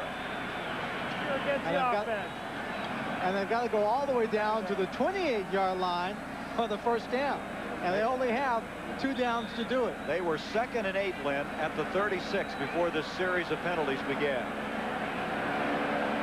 Now it's 2nd and 28. Tupa, Messner misses him. Tupa trying to run away. He gets away from Billy Harris and goes out of bounds at the 45, and for all that, he picked up a yard. It'll bring up 3rd down. Now you have George Cooper, number 44, the fullback. He's 6'2", 239 pounds. You've got Mark Messner, who's 6'3", 248 pounds. There's not that much difference in the weight and the size, but you've got Mark Messner just going right through him and putting all kinds of pressure on the quarterback. Cooper is going to have to get down, work on that blocking, just chop him, take him right down. Hey, look at that. Oh, Columbia, they've lost 40 in a row. They're leading. Could they win? I'm not going to say anything. I might be a jinx. 3rd down, 27. A delay to Snow. He's got some running room, and he fumbled. Michigan after it. And they've got it. That is the only chink in Snow's armor is he's been fumbling the football. We mentioned it before. Against Iowa last week when they came back in a tremendous comeback to win the ball game. It was after Carlisle Snow had fumbled the football. It's been something he's tried to work on and concentrate all day. We watch him running the football. Number 92 is Keith Cooper. He makes a hit, pops the ball loose. Nothing but blue jerseys around. A couple of misses. And finally, someone, I think it was Doug Mallory, number 8, who got back up and made that recovery. They have the ball. Let's go to Steve Alvarez. Thank you, Gary. I'm with John Woods, the director of the Ohio State University Marching Band. It was an emotional moment earlier this week when your band members showed up at Earl Bruce's house. Did they come to you about that? Yes, this is somewhat of a tradition with the marching band. They like to honor people in this fashion. They've done this with past directors who have retired and left, and they do this on their own. Of course, they called and said, we'd sure like to do this for Coach, and I thought it was a great idea, and so did they. And they're a class bunch of people. They really are. I think Earl Bruce and his wife thought it was a great idea, too. Let me ask you, your band has to sit on the field because this place is so packed, but in a way it's nice because you all get to run down here and play for your folks who have traveled from Ohio for the game. Right, we really have our people sitting in two various sections of the stadium, so we've now split the band into two parts so we can take care of both groups. Well, this football team has given you something to play about. Thank you very much, John. Gary. All right, Taylor's come back in at quarterback for Michigan after they carried for 2 yards. Taylor scrambling, and he picks up a first down for Michigan to the 30. So Taylor comes back in. Brown has not been as effective since he was hurt early in the game, and now Bo Schembechler has gone back to Taylor, hoping to get his offense back on track. That's absolutely correct. I don't know whether it's the injury. I don't know whether it's just slowed down just a bit. He just feels a little bit off. But Brown's now on the sideline watching this ball game. Taylor running that option might just be different enough in his style to make it happen here in the second half. He's been effective since he's been in there. This time, he'll give off to Webb. Webb trying to get wide. Picks up 4 before he's slammed out of bounds at the 25-yard line. 20-13, Ohio State with the lead. 2:13 to go, third quarter. Second down and 4 coming up. Let's take a look at Spillman as Webb is moving along the sideline. You see Spillman playing it off. Then once they get to the sideline, Webb is just wide open, and Spillman makes a good pop, almost knocks the ball away. Boy, did he pop him. You talk about being in a position to hit somebody. Webb said, here's my chest, take your best shot, and Spillman did. He did. On a second down and 4, Leroy Ford now in at fullback. Number 33, the freshman out of New Orleans, has the first down for Michigan. So Michigan now trying to tie this game up. Earlier they were on the move, only to fumble. Demetrius Brown fumbling, and right now Brown on the sideline watching as his backup Taylor will try to get in the end zone. This time the wishbone.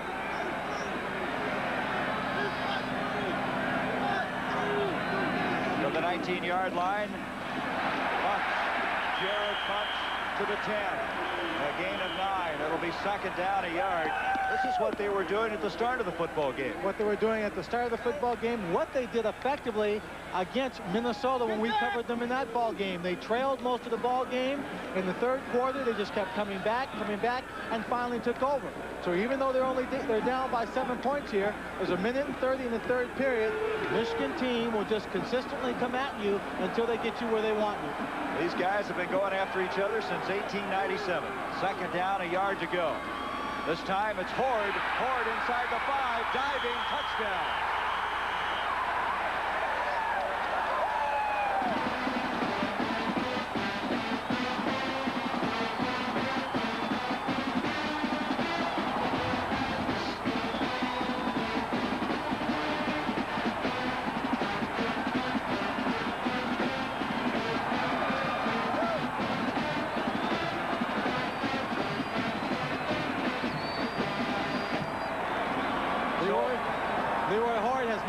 A great deal. He only had 17 carries for 87 yards and 1 touchdown coming into this ball game, but you couldn't tell it by that run. His first start was against Minnesota. He had 77 yards in that game. That's his second touchdown of the year. Gillette, point after is good, and we're all even at 20. So the point after miss by France, obviously giving Michigan a chance to come back in and tie this one up with 1:14 to go in the third quarter of play.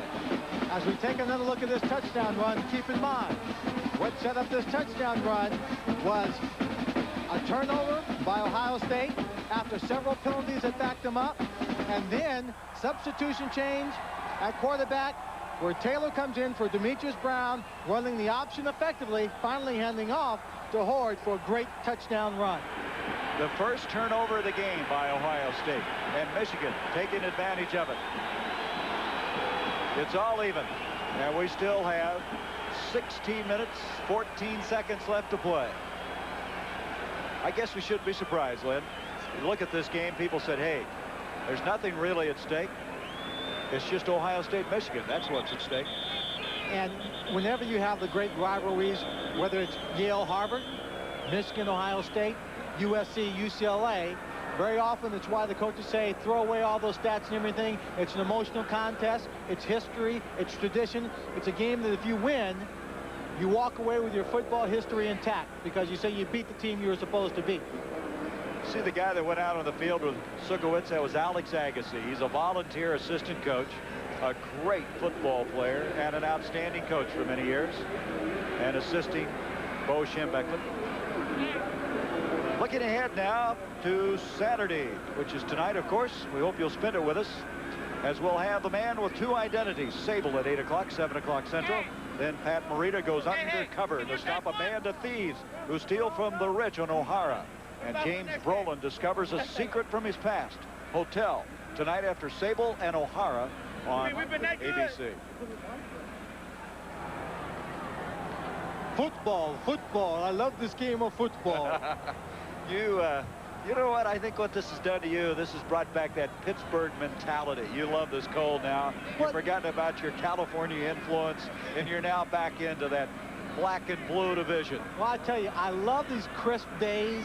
It's blue skies. You know, we haven't had a football game all year long that we've done that hasn't had great weather. And this is great weather. Blue skies. It's a bit crisp out there. The air is colder, but you never get tired in a day like this. You just find that oxygen in the air. You take it in the deep breath into those lungs, fill them up with the cold air. Oh, come on now. Yeah, you gotta love it. I'll tell you one thing you told me that I should say.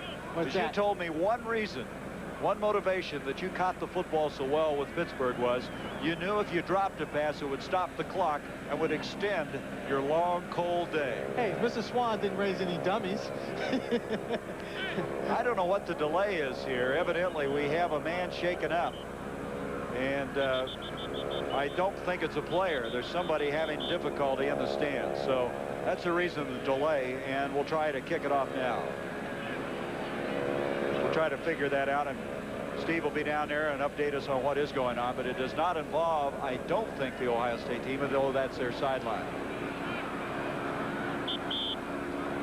Sukowitz now will kick it off. 1:14 to go, third quarter. Now, wait a minute.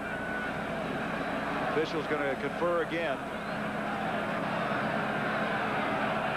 I think they're going to come over and explain to Bo Schembechler why the delay. Well, there's a lot of excitement here, but we don't need that kind of excitement.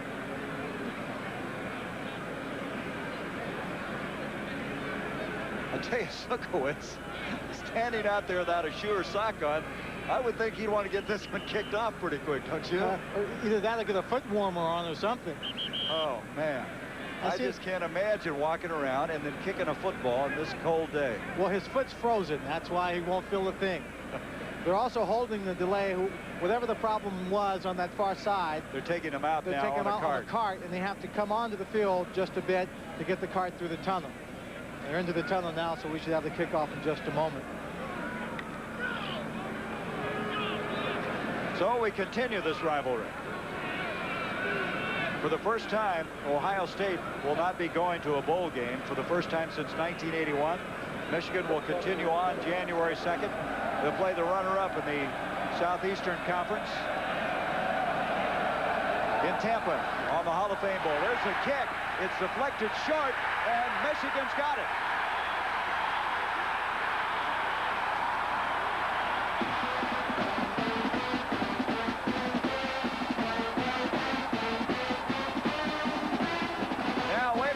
Ohio State may have it. Let's don't try to guess. Everybody's in there.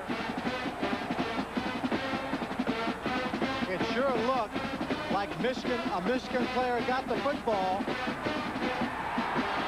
Boy, they're having a tough time sorting it out, aren't they? Well, that's because the players don't want to come out of the pile. The players are down there fighting for the football. If the officials had not seen or have not seen who recovered the football, then they'll go under there and they'll scrap and they'll fight and they'll try to pull away from each other. Michigan's got it.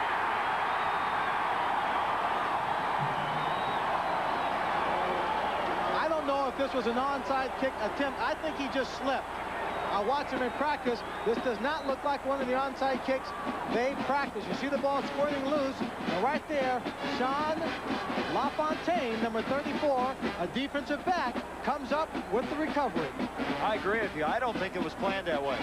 I think he kicked it poorly. His foot probably got so cold, he couldn't kick it effectively. That might have been it. In our first Super Bowl, Super Bowl IX against the Vikings in New Orleans, Roy Gerela slipped. And because they weren't expecting it, we were able to recover it and went on to win that ball game. Taylor at the controls again for Michigan. From the 45, it's all even at 20 as we go to the last minute of the third quarter. Jamie Morris. Morris now picking up a couple of yards, getting very close to that record. He now has 127 yards, 3 short.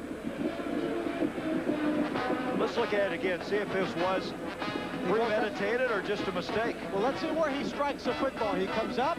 He's pretty close to that football. I think he just got beyond it. He got beyond it. His body was in front of it, kicked it high, and I just think he missed it. It's awfully early to be trying onside kicks. Oh, too early. Anyway, on that last play, Morse picked up a yard. It'll be 2nd down 9. Taylor on the option.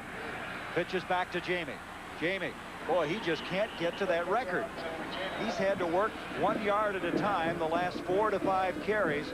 That time he may have picked up a half yard, and that's all. And that's such a big contrast. You see he only needs 3 more yards. That's such a big contrast to the first half where he came out and he was just giving that yardage in big chunks. I don't know if he's aware he's that close, and I'm sure Ohio State isn't. It's going to bring up 3rd down, still 9 yards to go. And now, coming back in, is Demetrius Brown, a quarterback. You're going to have to keep close tabs on this. They keep changing quarterbacks. It's Brown this time, the left-hander. And he's going to be buried. He's thrown for a loss back at the 49 of Michigan. That's Showalter again, who's played a very strong game. And right under that pile with him is number 55, Ray Holloman.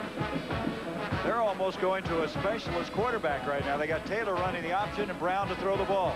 They certainly do. You see him faking the play here, the Jamie Morris, and he's looking way downfield, but there's no one there. And so we've come to the end of the third quarter. It's all even at 20. We'll return with more of ABC's College Football after this message and a word from our local stations.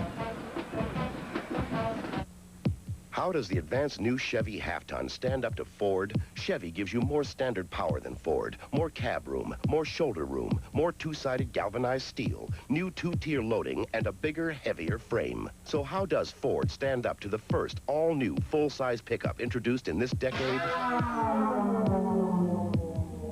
Not very well. The heartbeat of America. Test drive it. That's today's Chevy truck. Presenting a turning point in the history of screwdriving. The Black & Decker cordless screwdriver. A screwdriver so powerful it can drive 100 screws on a single charge. Any less, and it wouldn't be the Black & Decker cordless screwdriver. These are the hands of Mr. Goodwrench. Hands with the know-how to fix things. Hands of skill. Hands that care. The working hands of Mr. Goodwrench. No one knows your GM car better. No one. It's a special homecoming for Dolly Parton. Yes, I remember that. Good heavens. Share the memories of a Tennessee Mountain Thanksgiving with Dolly Sunday. The Mercedes-Benz 560 SL Coupe Roadster. Is it the car you wanted above all others because of its mighty V8 power? Or its blend of quick reflexes and sumptuous comfort? Or its incredible workmanship and finish? Only one thing is certain. You will have the driving experience of your life. Finding out.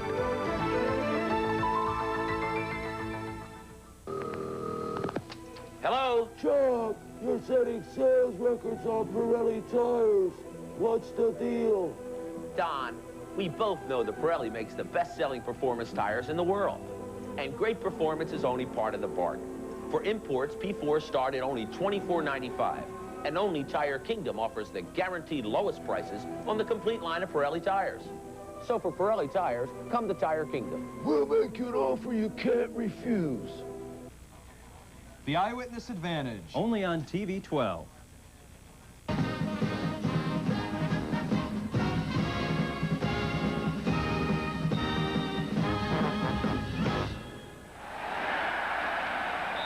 Bruce in his final game for Ohio State. He finds himself tied up with Michigan as we began the fourth quarter. Michigan to get rid of the football. Monty Robbins to punt. Ross is back. Big rush. They look closely. There's no flag. There's some contact made with Robbins, and it precipitated a very poor punt. Let's see where they're going to move it out. They're going to be at the 34, so Ohio State will get very good field position. We've had a lot of mistakes. Michigan with 3, Ohio State with 1, and Bo knew they would be big in this game. Well, I think basically, as it has been traditionally, the mistakes will be the key. You can't turn the ball over. You can't throw the interceptions. You can't have a lot of penalties at the wrong time. You got to play good, crisp football and not make a lot of mistakes. And it'll be close. Some little thing's going to decide it. Last year, we had the game under control, running out the clock, fumbled the ball.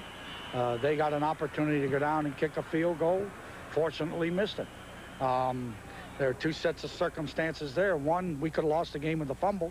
Second, they lost it because they missed a field goal. He may be a prophet. We almost had another costly mistake. Snow able to fall on the football. He did lose a yard on the play, and shaken up is John Herman for Michigan, their defensive tackle. We'll take a look at it. There's a pitch. He gets a toss right there, and he just doesn't grab it and hang on to it. But you think maybe he's a little psyched out right now. He had, early this year, 3 fumbles. He was benched. Now he's coughed it up a couple of times today. Very often, they'll just start working on you, and it stays too much a part of your mind. That's John Herman coming off the field now. He started this ball game as a defensive end. And if it's affecting your thinking, your concentration, it eventually will happen because there's too much on your mind. Thinking bad thoughts. So Herman comes off the football field. Dave Folkersma has checked into the game. Second down, 12. Tupa with time. Over the middle, Snow dropped it again, and as we speak, you can see he really now is struggling. Boy, it's tough. You get those kind of dips, depressions in your game. I know they gave him a football this year, a pink football with a handle to carry around in classes to make him think about all the turnovers, and now he's thinking too much about it. There you take a look at the stats. You see Michigan 366 yards, but the big difference is the turnovers right there, because Ohio State has taken advantage of most of those turnovers and put points on the scoreboard. The mistakes that Bo just addressed a moment ago. Snow's coming out now, and they're putting their arm around Snow, trying to encourage him, get him back into this game. And now we're going to have a timeout. He came out of the game, and possibly no one came in to replace him. Anyway, Ohio State calls for a timeout. They have 2 remaining. Earl Bruce trying to bolster the freshman Snow and continue this drive. It's all even. Paramount Pictures presents Steve Martin. I was on my way home to spend a nice holiday. Instead, I'm in a motel bed with a stranger. John Candy. Flintstones, meet the Flintstones. In a new comedy by John Hughes. You're going the wrong way. What? Are you mad at me? Planes, Trains, and Automobiles. Rated R. Starts Wednesday, November 25th at a theater near you. Hey, life insurance. Whose policies have made more money out of the top company? Northwestern Mutual Life. So who was number 1 in 85? Huh? Okay, 5 years ago. 10, 20, 50. Wow. If they've done that well in the past, who should I buy from in the future? Guess I didn't need a computer to figure that out. I'll give one of their agents a call. On the Disney Sunday Movie, share with the Bridges family a holiday classic for all generations. Boys get mighty attached to that goose. He gave you his word. The Thanksgiving Promise. Strong, chilling winds in New Haven meant a 13-yard Yale punt, good field position for Harvard, and the second touchdown of the game for Tony Hines. Harvard leads 14-10 in the third. In the meantime, is Columbia on the verge of their first win in 40 games? Maybe. 9 minutes left to go, 16-6 over Brown. Gary? I tell you, Al, that may be the longest 9 minutes in history for Columbia. Oh, I tell you, if I wasn't in the ball game as a player for that team, I'd be on the sideline praying. It's 20-all. as we have a 3rd and 12 for Ohio State. They had to ask for a timeout. Both teams now have 2 timeouts remaining. The Buckeyes have the ball at their own 32-yard line. Nobody's left, have they? Not a single person. Over 100,000 for the 79th consecutive time. I don't know what we're delayed for now. They're over discussing something with Gary Blackney, the defensive coordinator of Ohio State.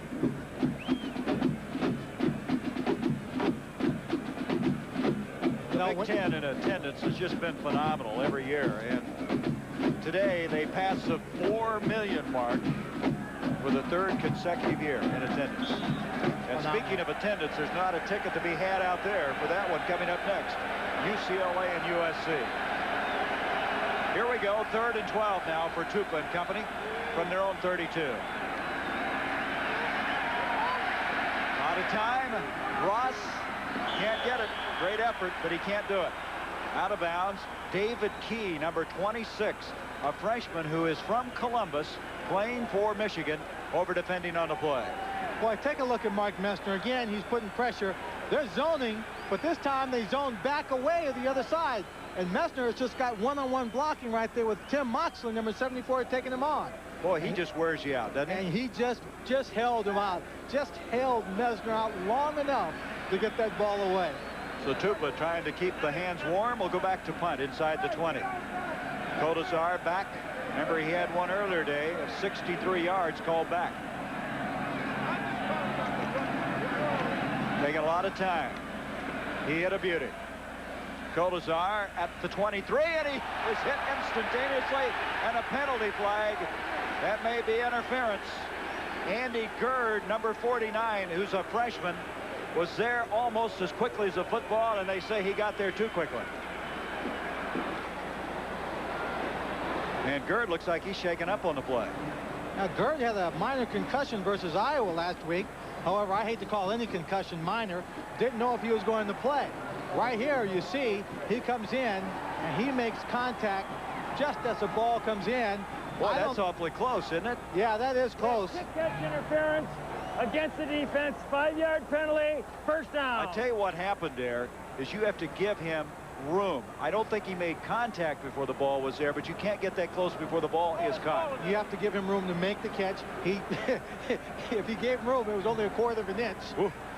Kodazar, it's amazing he was able to get up after that when he took a real shot. Well, that's a great example of concentration under any circumstances. Anyway, they have it first down at the 28. Taylor is the quarterback again. They keep continuing to alternate at that spot. Callaway goes in motion. Taylor to Morris. Now this may do it. Morris trying to get the record, comes across the 30 to the 31. Going to bring up a 2nd down and 8 yards to go, and that now is officially 130 yards. With that carry, he has set the Michigan single-season rushing mark, and that is the last rushing record that 5'7" senior had to conquer. He set every other rushing record, single season, first time to go over 1,000 yards 3 times in a row. He's done it all. And this time, they are able to move it out to the 35. That's Jared Bunch, the fullback. They'll still be 4 yards short of the first down and bring up a 3rd down. Let's go to Steve. Thank you, Gary. I don't know why, but for some reason, a lot of the fans here in the stadium have been throwing marshmallows on the field. I don't know. When it's cold, what do you do with marshmallows? You roast them. That's what you do. Guys, get those dirty socks out of the way, will you? Let's roast some marshmallows. Hey, Gary and Lynn, you want me to send you 1 or 2? Yeah, show us what they look like. Ooh, look. Oh, yeah, see? Yeah, you made fun of me so you saw how nice they are, huh? Yeah, well, send me up a couple. Well, we'll rally around the campfire, guys. We got roasted marshmallows. You guys want one? No, yeah, see? Right there they go. They're gone. Turned down at 3. Here's Taylor rolling around. Kumero's got him, and he's not going to get the first down. Eric Kumero, the 6'6" senior, coming from the backside out of River Forest, Illinois. That's a big play, and he stops him. They needed 3 yards, and they only got 1, and it's 4th down. Well, this game is taking on quite a different complexion. First, it was Michigan rolling up 13 points. We thought they were going to run away with the ball game. 1 turnover. Ohio State comes back. Then they take the lead. Michigan comes back and ties it. Now they're just in a stalemate, battling back and forth. So typical of Big Ten football, as Robbins now trying to give him good field position. Doesn't kick that exceptionally well. Takes a bounce, however, and Michigan's going to get a break. It goes inside the 15 to the 13-yard line.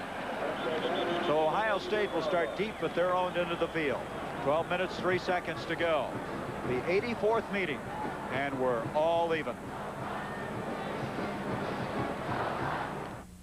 Give your car better pickup with the new Black & Decker CarVac Plus, the most powerful car vacuum made. The Black & Decker CarVac Plus leaves everything else in the dust. Listen to the sound of a closer, smoother shave. Williams Electric Shave sets up my beard, so my shaver shaves closer, and I get a smoother shave. Listen to Williams Electric Shave. The sound of a closer, smoother shave. When you have miles to go and promises to keep. Listen to the heartbeat of America. You could just discover new Chevrolet Corsica. And find not just a sports sedan with exceptional road performance, but a sports sedan designed to keep all your promises. The heartbeat of America. Corsica. That's today, Chevrolet. It's a dynamite doubleheader. First, Notre Dame faces Louisville. Then the mighty Indiana Hoosiers meet Kentucky. A new season begins on ABC's College Basketball, December 5th. This is Jim Hill in New York. With the wind chill factor at the Notre Dame-Penn State game, it's 20 below zero. However, the action is very hot. John Green has scored 2 touchdowns. Blair Thomas has scored once, and he's rushed for over 200 yards. The Nittany Lions lead Notre Dame 21-14 in the 4th quarter. Now back to Gary Bender. Well, Jim, it's good to know that it's colder somewhere. 20 below the chill factor. I think it was 8 below here at the start of the day. Wonderful weather, wonderful weather. Anyway, we have a hot football game. For the 14 now, Ohio State has it first down. Tupa rolling out. He's going to have to run it, and at the last minute ducks it up the field to the 23-yard line. Picks up 8 yards. Bobby Abrams over to make the stop. Abrams, an ex-defensive back, very good speed, and what they really like about him, he's 6'4", just a sophomore out of Dayton, or I should say Detroit. At the 23, it'll be second down, a yard to go. Now, this is the kind of ball game that Bobby Abrams should be a standout in, because he's had such great experience as a pass defender. He should be covering that flat extremely well, negating some of the receivers that come out of the backfield and running the short routes.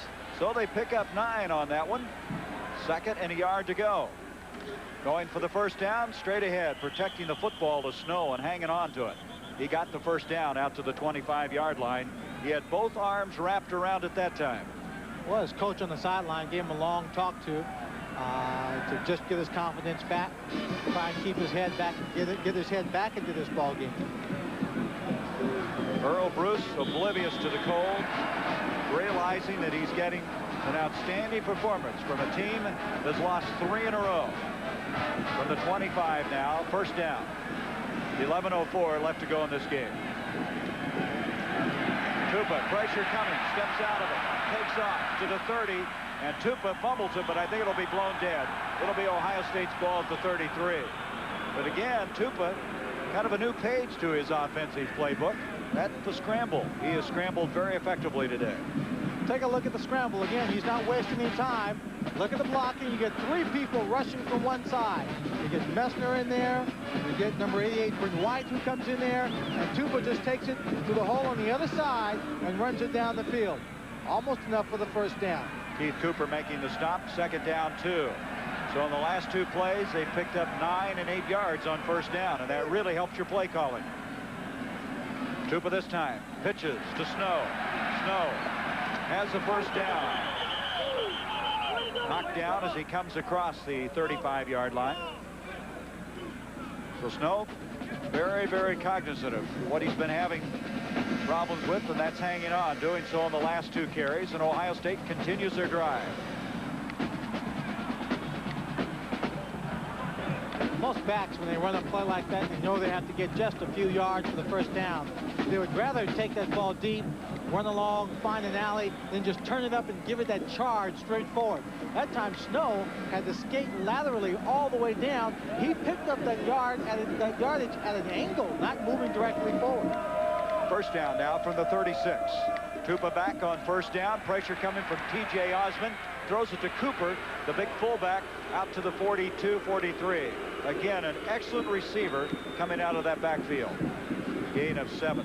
This reminder, near the conclusion of the day, we will continue a 17-year tradition. That's selecting a Chevrolet Most Valuable Player of the Game from each of the teams. And Chevrolet will donate a $1,000 scholarship in each player's name to each school to further assist qualified students in the pursuit of excellence in all chosen fields. Second down, 4 now for the Buckeyes. Tupa in the pocket, on target. The catch is made.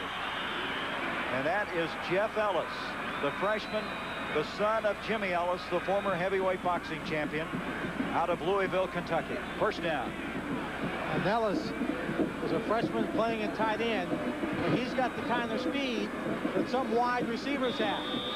He's also a pretty good blocker, so when he lines up, comes off that line of scrimmage and comes at you, you have to give him a little bit of a cushion, and respect him. They think he's going to be a great tight end. That wasn't an easy catch to make there. No, low, hard. First down, setting it up at the 49 of OSU. 8:53 left to go in this fourth quarter. There's Snow. Snow, you can see they're trying to strip the ball. That was Ward Manuel who eventually dragged him down. He is a darting type guy. An exciting player. By the way, in this game, there's 30 seconds left. The Fighting Irish scored. They went for 2 and missed it. Well, Lou Holtz is not the kind of man who's just going to sit back and just play for a tie. You'll be seeing Penn State here on ABC coming up on January 1st. Also just been told that Notre Dame has never won at Penn State. That's a tough place to play. Have you ever been there? I've never been there, never played there. Oh, very tough. Might be because they got a pretty good coach there. Second down, 5. Back to throw, Tupa again. And the catch is made by Workman, and that'll be another first down. And they're just methodically, relentlessly marching the football. Well, I don't think that Earl Cruz really wants him to score that fast. I mean, he'll take a score anytime, any play, any way he can get it. But ideally, I think he would just like to drive down the field, maybe try and wear out the defense to a degree, put the points on the scoreboard, then hope his offense or his defense coming on the field can once again stop Michigan. Remember, this drive started at the 14 at the 12:03 marker. 7:51 left in this game. On a first down, Snow gets maybe a yard, and that's all. So this is impressive. Very impressive.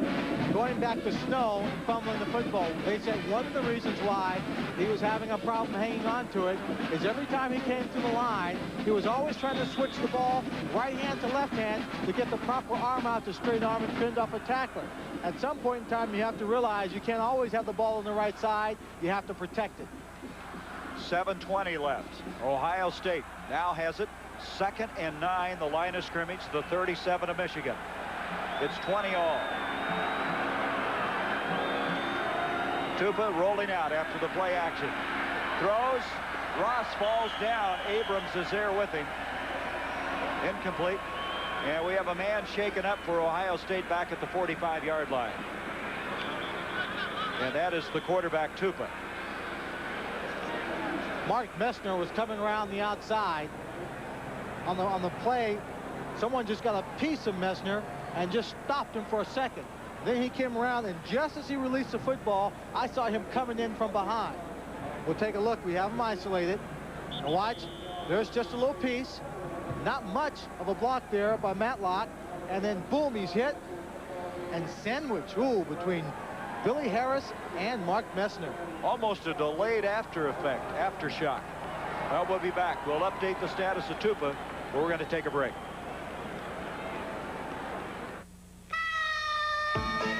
In places beyond the reach of other overnight delivery companies, you'll find UPS.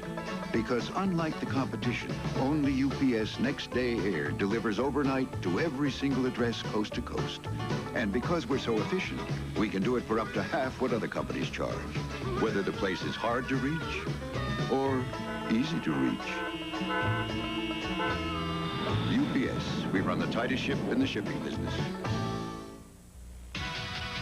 It's the right field at the right time. It's the silver bullet at a station fine. It's a new way to go to town. The silver bullet won't slow you down. So come on, it's a cruise light. It's the right field now. To the good life, yeah. Good life, yeah. So come on, it's a cruise light. It's the right field now. The Los Angeles Rams, rejuvenated by Charles White. The Washington Redskins, they lead the NFC East. They meet on ABC's NFL Monday Night Football. Well, Tupa's on the sideline. He has to come out. Greg Fry will replace him, a redshirt freshman. Let's go back and watch Messner's hit on Tom Tupa. Now, there's some debate as to whether it's a late hit. 56, Billy Harris is tackling Tupa. Then Messner is blocked by Bill Matlock back. I think his arms are down. I don't think he was showing aggression at the quarterback. It's a twisted knee, but Tupa will be back. This is the 11th play of this drive now. 3rd and 9, and this is Fry, the man we just mentioned. He's played very little. Comes throwing. Workman wide open, out of bounds. First down, 18-yard line. That is a great play. Take into consideration, Fry, that's at the final in that ball game. Fry sitting on the bench, no time to warm up. He comes into the ball game, he takes a snap from a center. He hasn't taken a snap from all day long. Then it's a pass, and he throws a perfect pass to Workman across the field. That is not easy to do. In the cold weather, on top of all of that. You know, I left something out? Tupa comes back in, by the way. Fry does the job. 19-yard completion to the 18 of Michigan. Workman goes in motion. Tupa gives to Snow. Snow spinning, gets nowhere. He loses a couple. That's Bobby Abrams playing a strong game for the Wolverines. Lost back outside the 20-yard line. You have to stay tight. Running back gets the ball under these circumstances against a defensive unit that has been playing the run extremely well. He can't afford to bounce around to the outside, moving laterally. He's got it now. Snow right now at this juncture in the ball game, when he gets a handoff, has to keep moving straight forward. They actually lose 3 on the play. It'll be 2nd down, 13 out to the 22. Hickman comes out of the ball game. Jeff Ellis replaces him at tight end. Workman, 42, goes in motion. Tupa play action. Scrambling around. Messner giving chase. Tupa throws. Did he catch it in bounds? Yes. Ross did. It is a completion. You talk about having balance and the presence of mind to where that sideline is. Ross did all of that and then some. He certainly did. Also, Tupa, he rolls out, and once again, you'll see his old nemesis, number 60, Mark Messner right there. Now, if Messner's on your tail, you know you better hurry up and throw the football. He gets a receiver on the flat, throws it out over the outstretched arms of Bobby Abrams from the 24, who had excellent position out in the flat. Well, as you know, they lost Chris Carter at the start of the year. That's a Chris Carter-type catch. 3rd down, still 4 yards to go. Workman comes in motion to the near side. Tupa giving to Snow. Snow is going to be short of the 1st down. It's going to be 4th down. He needed to get to about the 8. Instead, he's just inside the 10. 4th down for Ohio State. Kick it. Kick that field goal. So Franz will come in. Franz has had a strong leg. He's kicked one as long as 51 yards. He is 9 of 16 for the season. And this is going to be a 26-yard attempt. Scott Powell to hold. Franz's kick is up. It's good.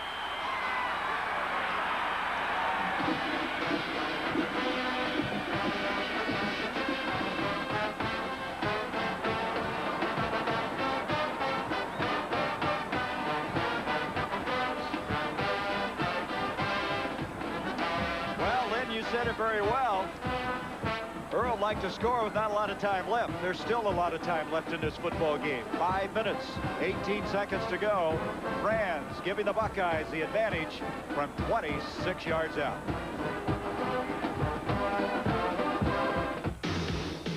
Listen to the heartbeat. Listen to the heartbeat of America. Oh, yeah. Today's Chevrolet Celebrity. It has the comfort, security, and performance for people who've grown up without growing old. The heartbeat of America.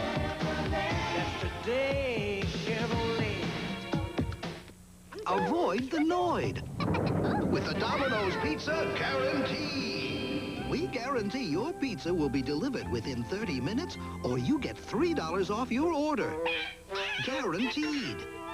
And we guarantee your pizza will taste great. If you're not satisfied with your pizza, we'll replace it or refund your money. Only our pizza is guaranteed to avoid the Noid.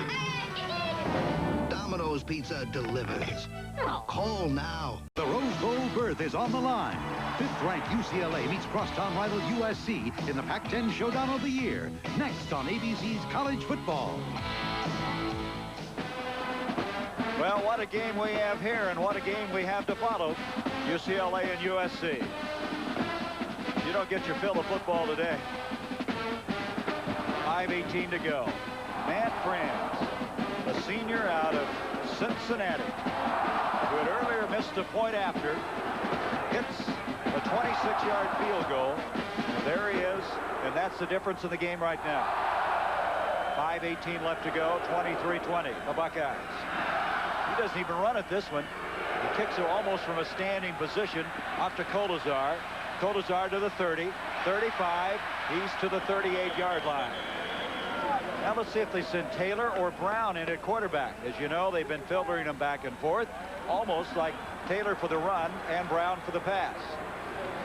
With 5:13 left, it's up to Bo Schembechler to make a decision. He certainly can move down the field either way. It's going to be Brown. Demetrius Brown, who earlier was knocked out of this game, came back.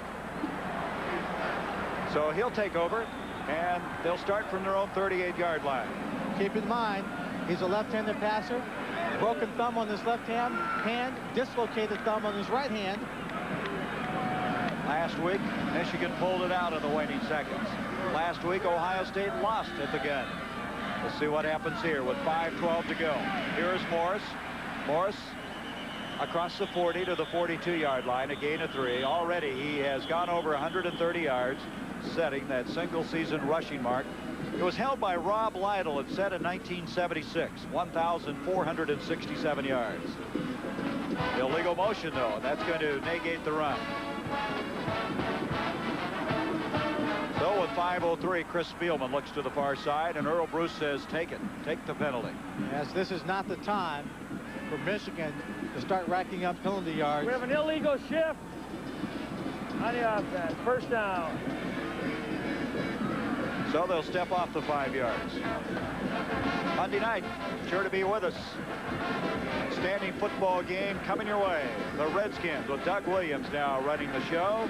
Charles White and the Rams. White's the new Eric Dickerson in the LA area. Oh, yes, he is running extremely well. You know, you talk about Doug Williams. Early in the year, Jay Schroeder went down. Williams came in and won the ball game for him. And there was a deal or some speculation that the Raiders in Los Angeles were trying to trade for Williams. When he was injured, Washington said no deal. After the penalty, Michael Taylor comes in at quarterback, and they're going to run the reverse. Here's Kolazar. He's got a blocker, Chester, ahead of him, and Kolazar knocked out of bounds at the 42-yard line. Well, there's no season remaining to save all your tricky plays for it. That's and they're right. pulling out all the stops now. Well, they're pulling out all the stops now. This is great. It's a little deviation there. It looks like it's going back to Webb. Kolazar just takes it in the air. But Dumas and Brown are there and do an excellent job. Brown, the safety number 27 there, does an excellent job holding position, knocking him out of bounds. They pick up yards in the play, but not big yards. They pick up 10 yards. They needed 15, so they're 5 short. Second down, 5. Kolazar split to the top of the field from the wishbone. Fullback, Leroy Horde. First down, Michigan. They've been very effective out of the wishbone today, running straight at Ohio State. And Horde, at 6 foot, 215 pounds. He was their best fullback in the spring. but he got in that proverbial Bo Schembechler doghouse, had to battle his way back due to some academics, and now is playing very solid football. And a tremendous run for a touchdown. First down now at the 47 of Ohio State. From the wishbone again, and this time it's fumbled. I think Taylor had it. No, he lost it. It's loose at the 48. Ohio State has it.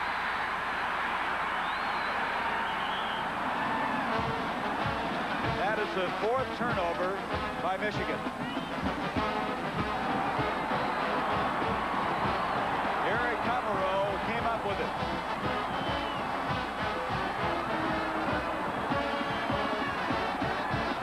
All the turnovers are big and have been important plays. This could be the biggest because it stops the drive. You see the handoff there, going to number 3, Leroy Horde. It looked like Demetrius Brown left his hand in there for a long time. Maybe he grabbed the ball and the hand at the same time. When he pulled it out, the ball came loose, and Eric Kumaro, number 14, the senior outside linebacker, picks it up. You wonder if changing the quarterbacks can maybe mess the timing up a little bit. There's a stop on Workman. Now Workman has gone back to tailback. Workman carried on that particular play. He may have gotten, well, he lost a yard. It'll bring up 2nd down, 11 yards to go. Ross now comes back in at a wide receiver spot. Inside 4 minutes to go. Both teams have 2 timeouts remaining. Snow checks out of the ball game. So they're going to go to a full house tee this time. 2nd down, 11. Now Workman and Ross jump out to the top of the field. Tupa will roll that way. Messner held up. Flag on the play. Messner makes the stop, and I'll bet you any amount of money that flag is on a holding call, as Messner looked like they almost tackled him when he came through. They just cannot keep Messner out of there. It's really tough. That's what it is. Messner got there, made the tackle despite the penalty. See the scoring there by quarter in this ball game.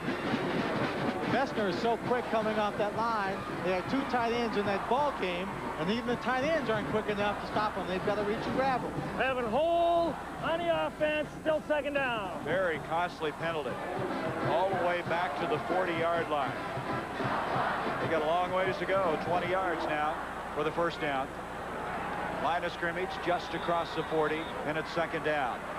Watch the defense for Michigan as they are going to try and strip the football, make the big hits. One thing they have to be concerned about is making a late hit and getting called for the penalty in their efforts. Billy Harris, the nose, on top of Uhlenhake, the center, who will snap it to Tupa. In motion goes Workman. Tupa back on 2nd and 20. Screen out to Cooper, the fullback.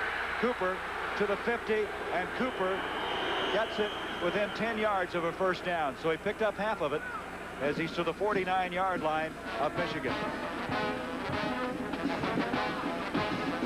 That's the score we mentioned earlier. Notre Dame going for 2, failing to do so to connect on it, and dropping to their 2nd loss of the year.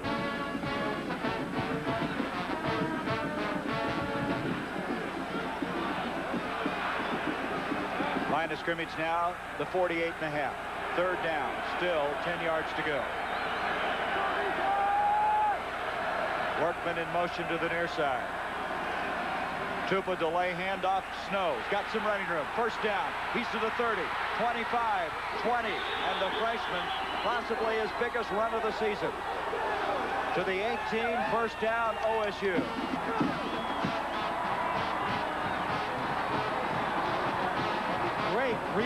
Great run as they take advantage of the rush. They fake the pass, a little draw. All the action was going to his left, but the play was designed to go to the right. And when he gets to the outside, there's no one there. It's like an invisible wall blocking off the Michigan defenders. He has 69 yards on 20 carries. That was a 30-yard romp to the 18-yard line. 2:19 left in the game. Ohio State by 3, trying to put a clincher in. To Cooper. Cooper runs over J.J. Grant, stays on his feet, and advances to the 10. And each time he gets the ball, you can hear the fans yell, Coop, Coop. And Cooper's played a strong game. Played a strong game. He's had some tough yardage. We'll see him here. He'll take the ball. Grant's in perfect position. He just takes him on, lowers his shoulders, doesn't allow him to get his arms locked around his body, and then drives forward where he meets Anthony Mitchell, number 20. Mitchell made the stop just short of the 10. Second down, 2. They're in no hurry. Time now, 1:40 and moving.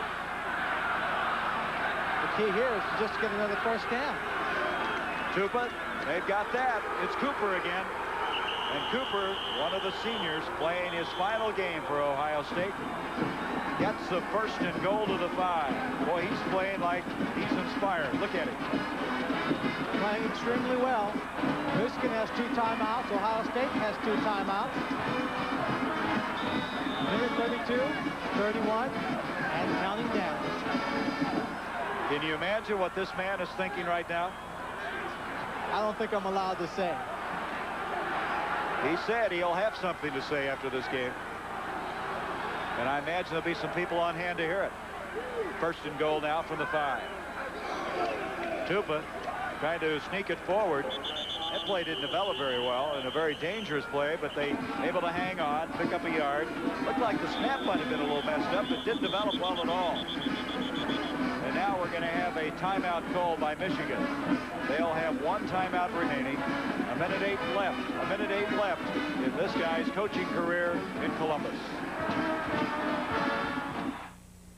I don't know. What are you going to do? I don't know. I'd go to college. Me too. If I had the money. Yeah. So what are you going to do?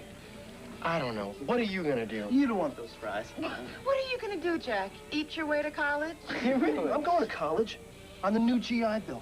You serve full-time in the armed forces or part-time in the reserves, and you earn a lot of money for tuition. The GI Bill. Are you using that pickle? For young men and women in the armed forces, it's a great place to start. See a local military recruiter. Go ahead, Marcy. It's easy. But, sir, I can't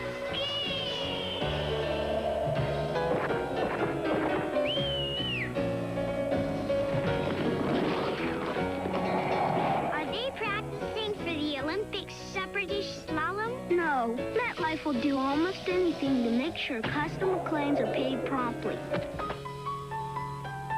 Get Met. It pays.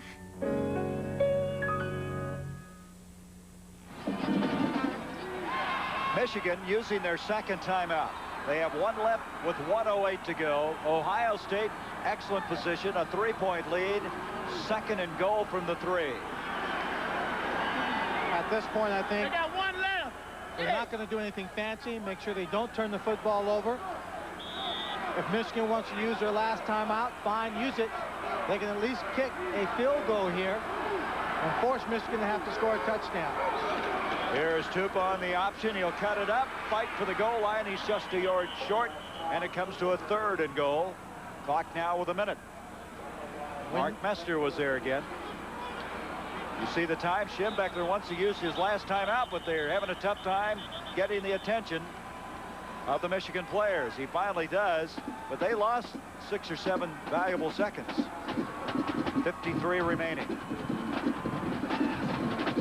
This ABC Sports exclusive has been brought to you by the heartbeat of America, today's Chevrolet. By Coors Light, the Silver Bullet. There's no slowing down with a Silver Bullet. By the Power Tool people at Black & Decker. And by Mr. Goodrich. No one knows your GM car better than Mr. Goodrich. No one.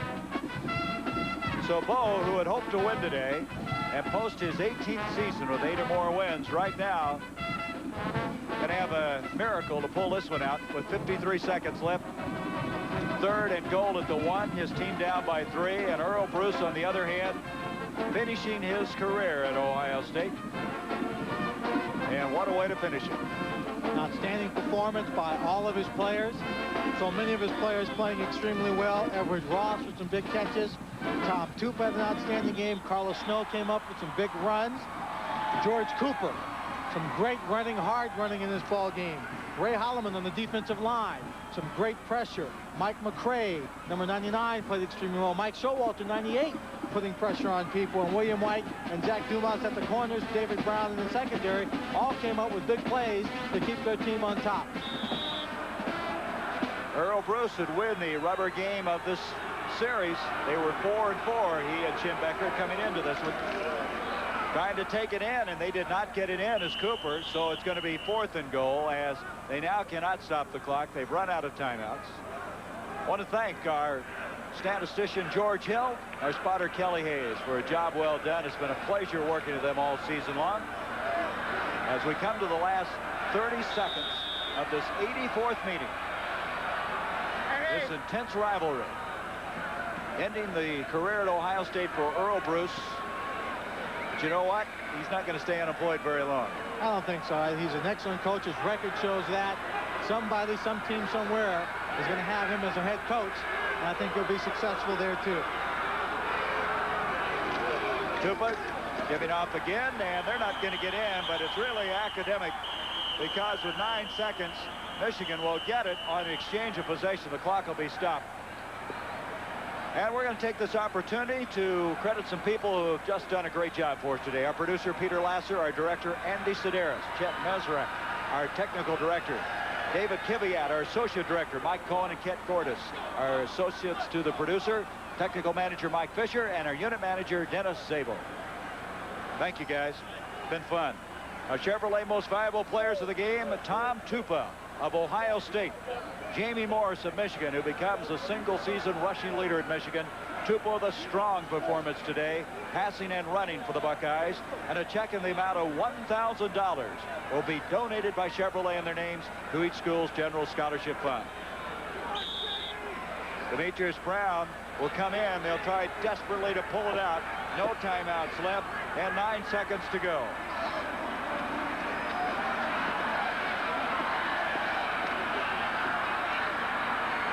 The pass incomplete, and that still leaves a second to go. Kolazar thought he was interfered with. He was hoping he was interfered with.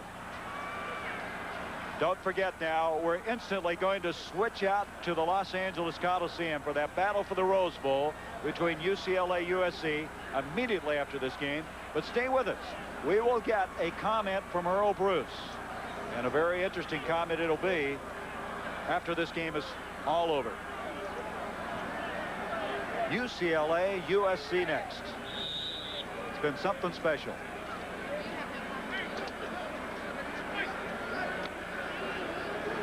So Michigan after winning the last 2. Ohio State after losing 3 in a row. Avoiding that 4th in a row as Brown, last gasp effort. McMurtry, who has not made a catch all day. It's over.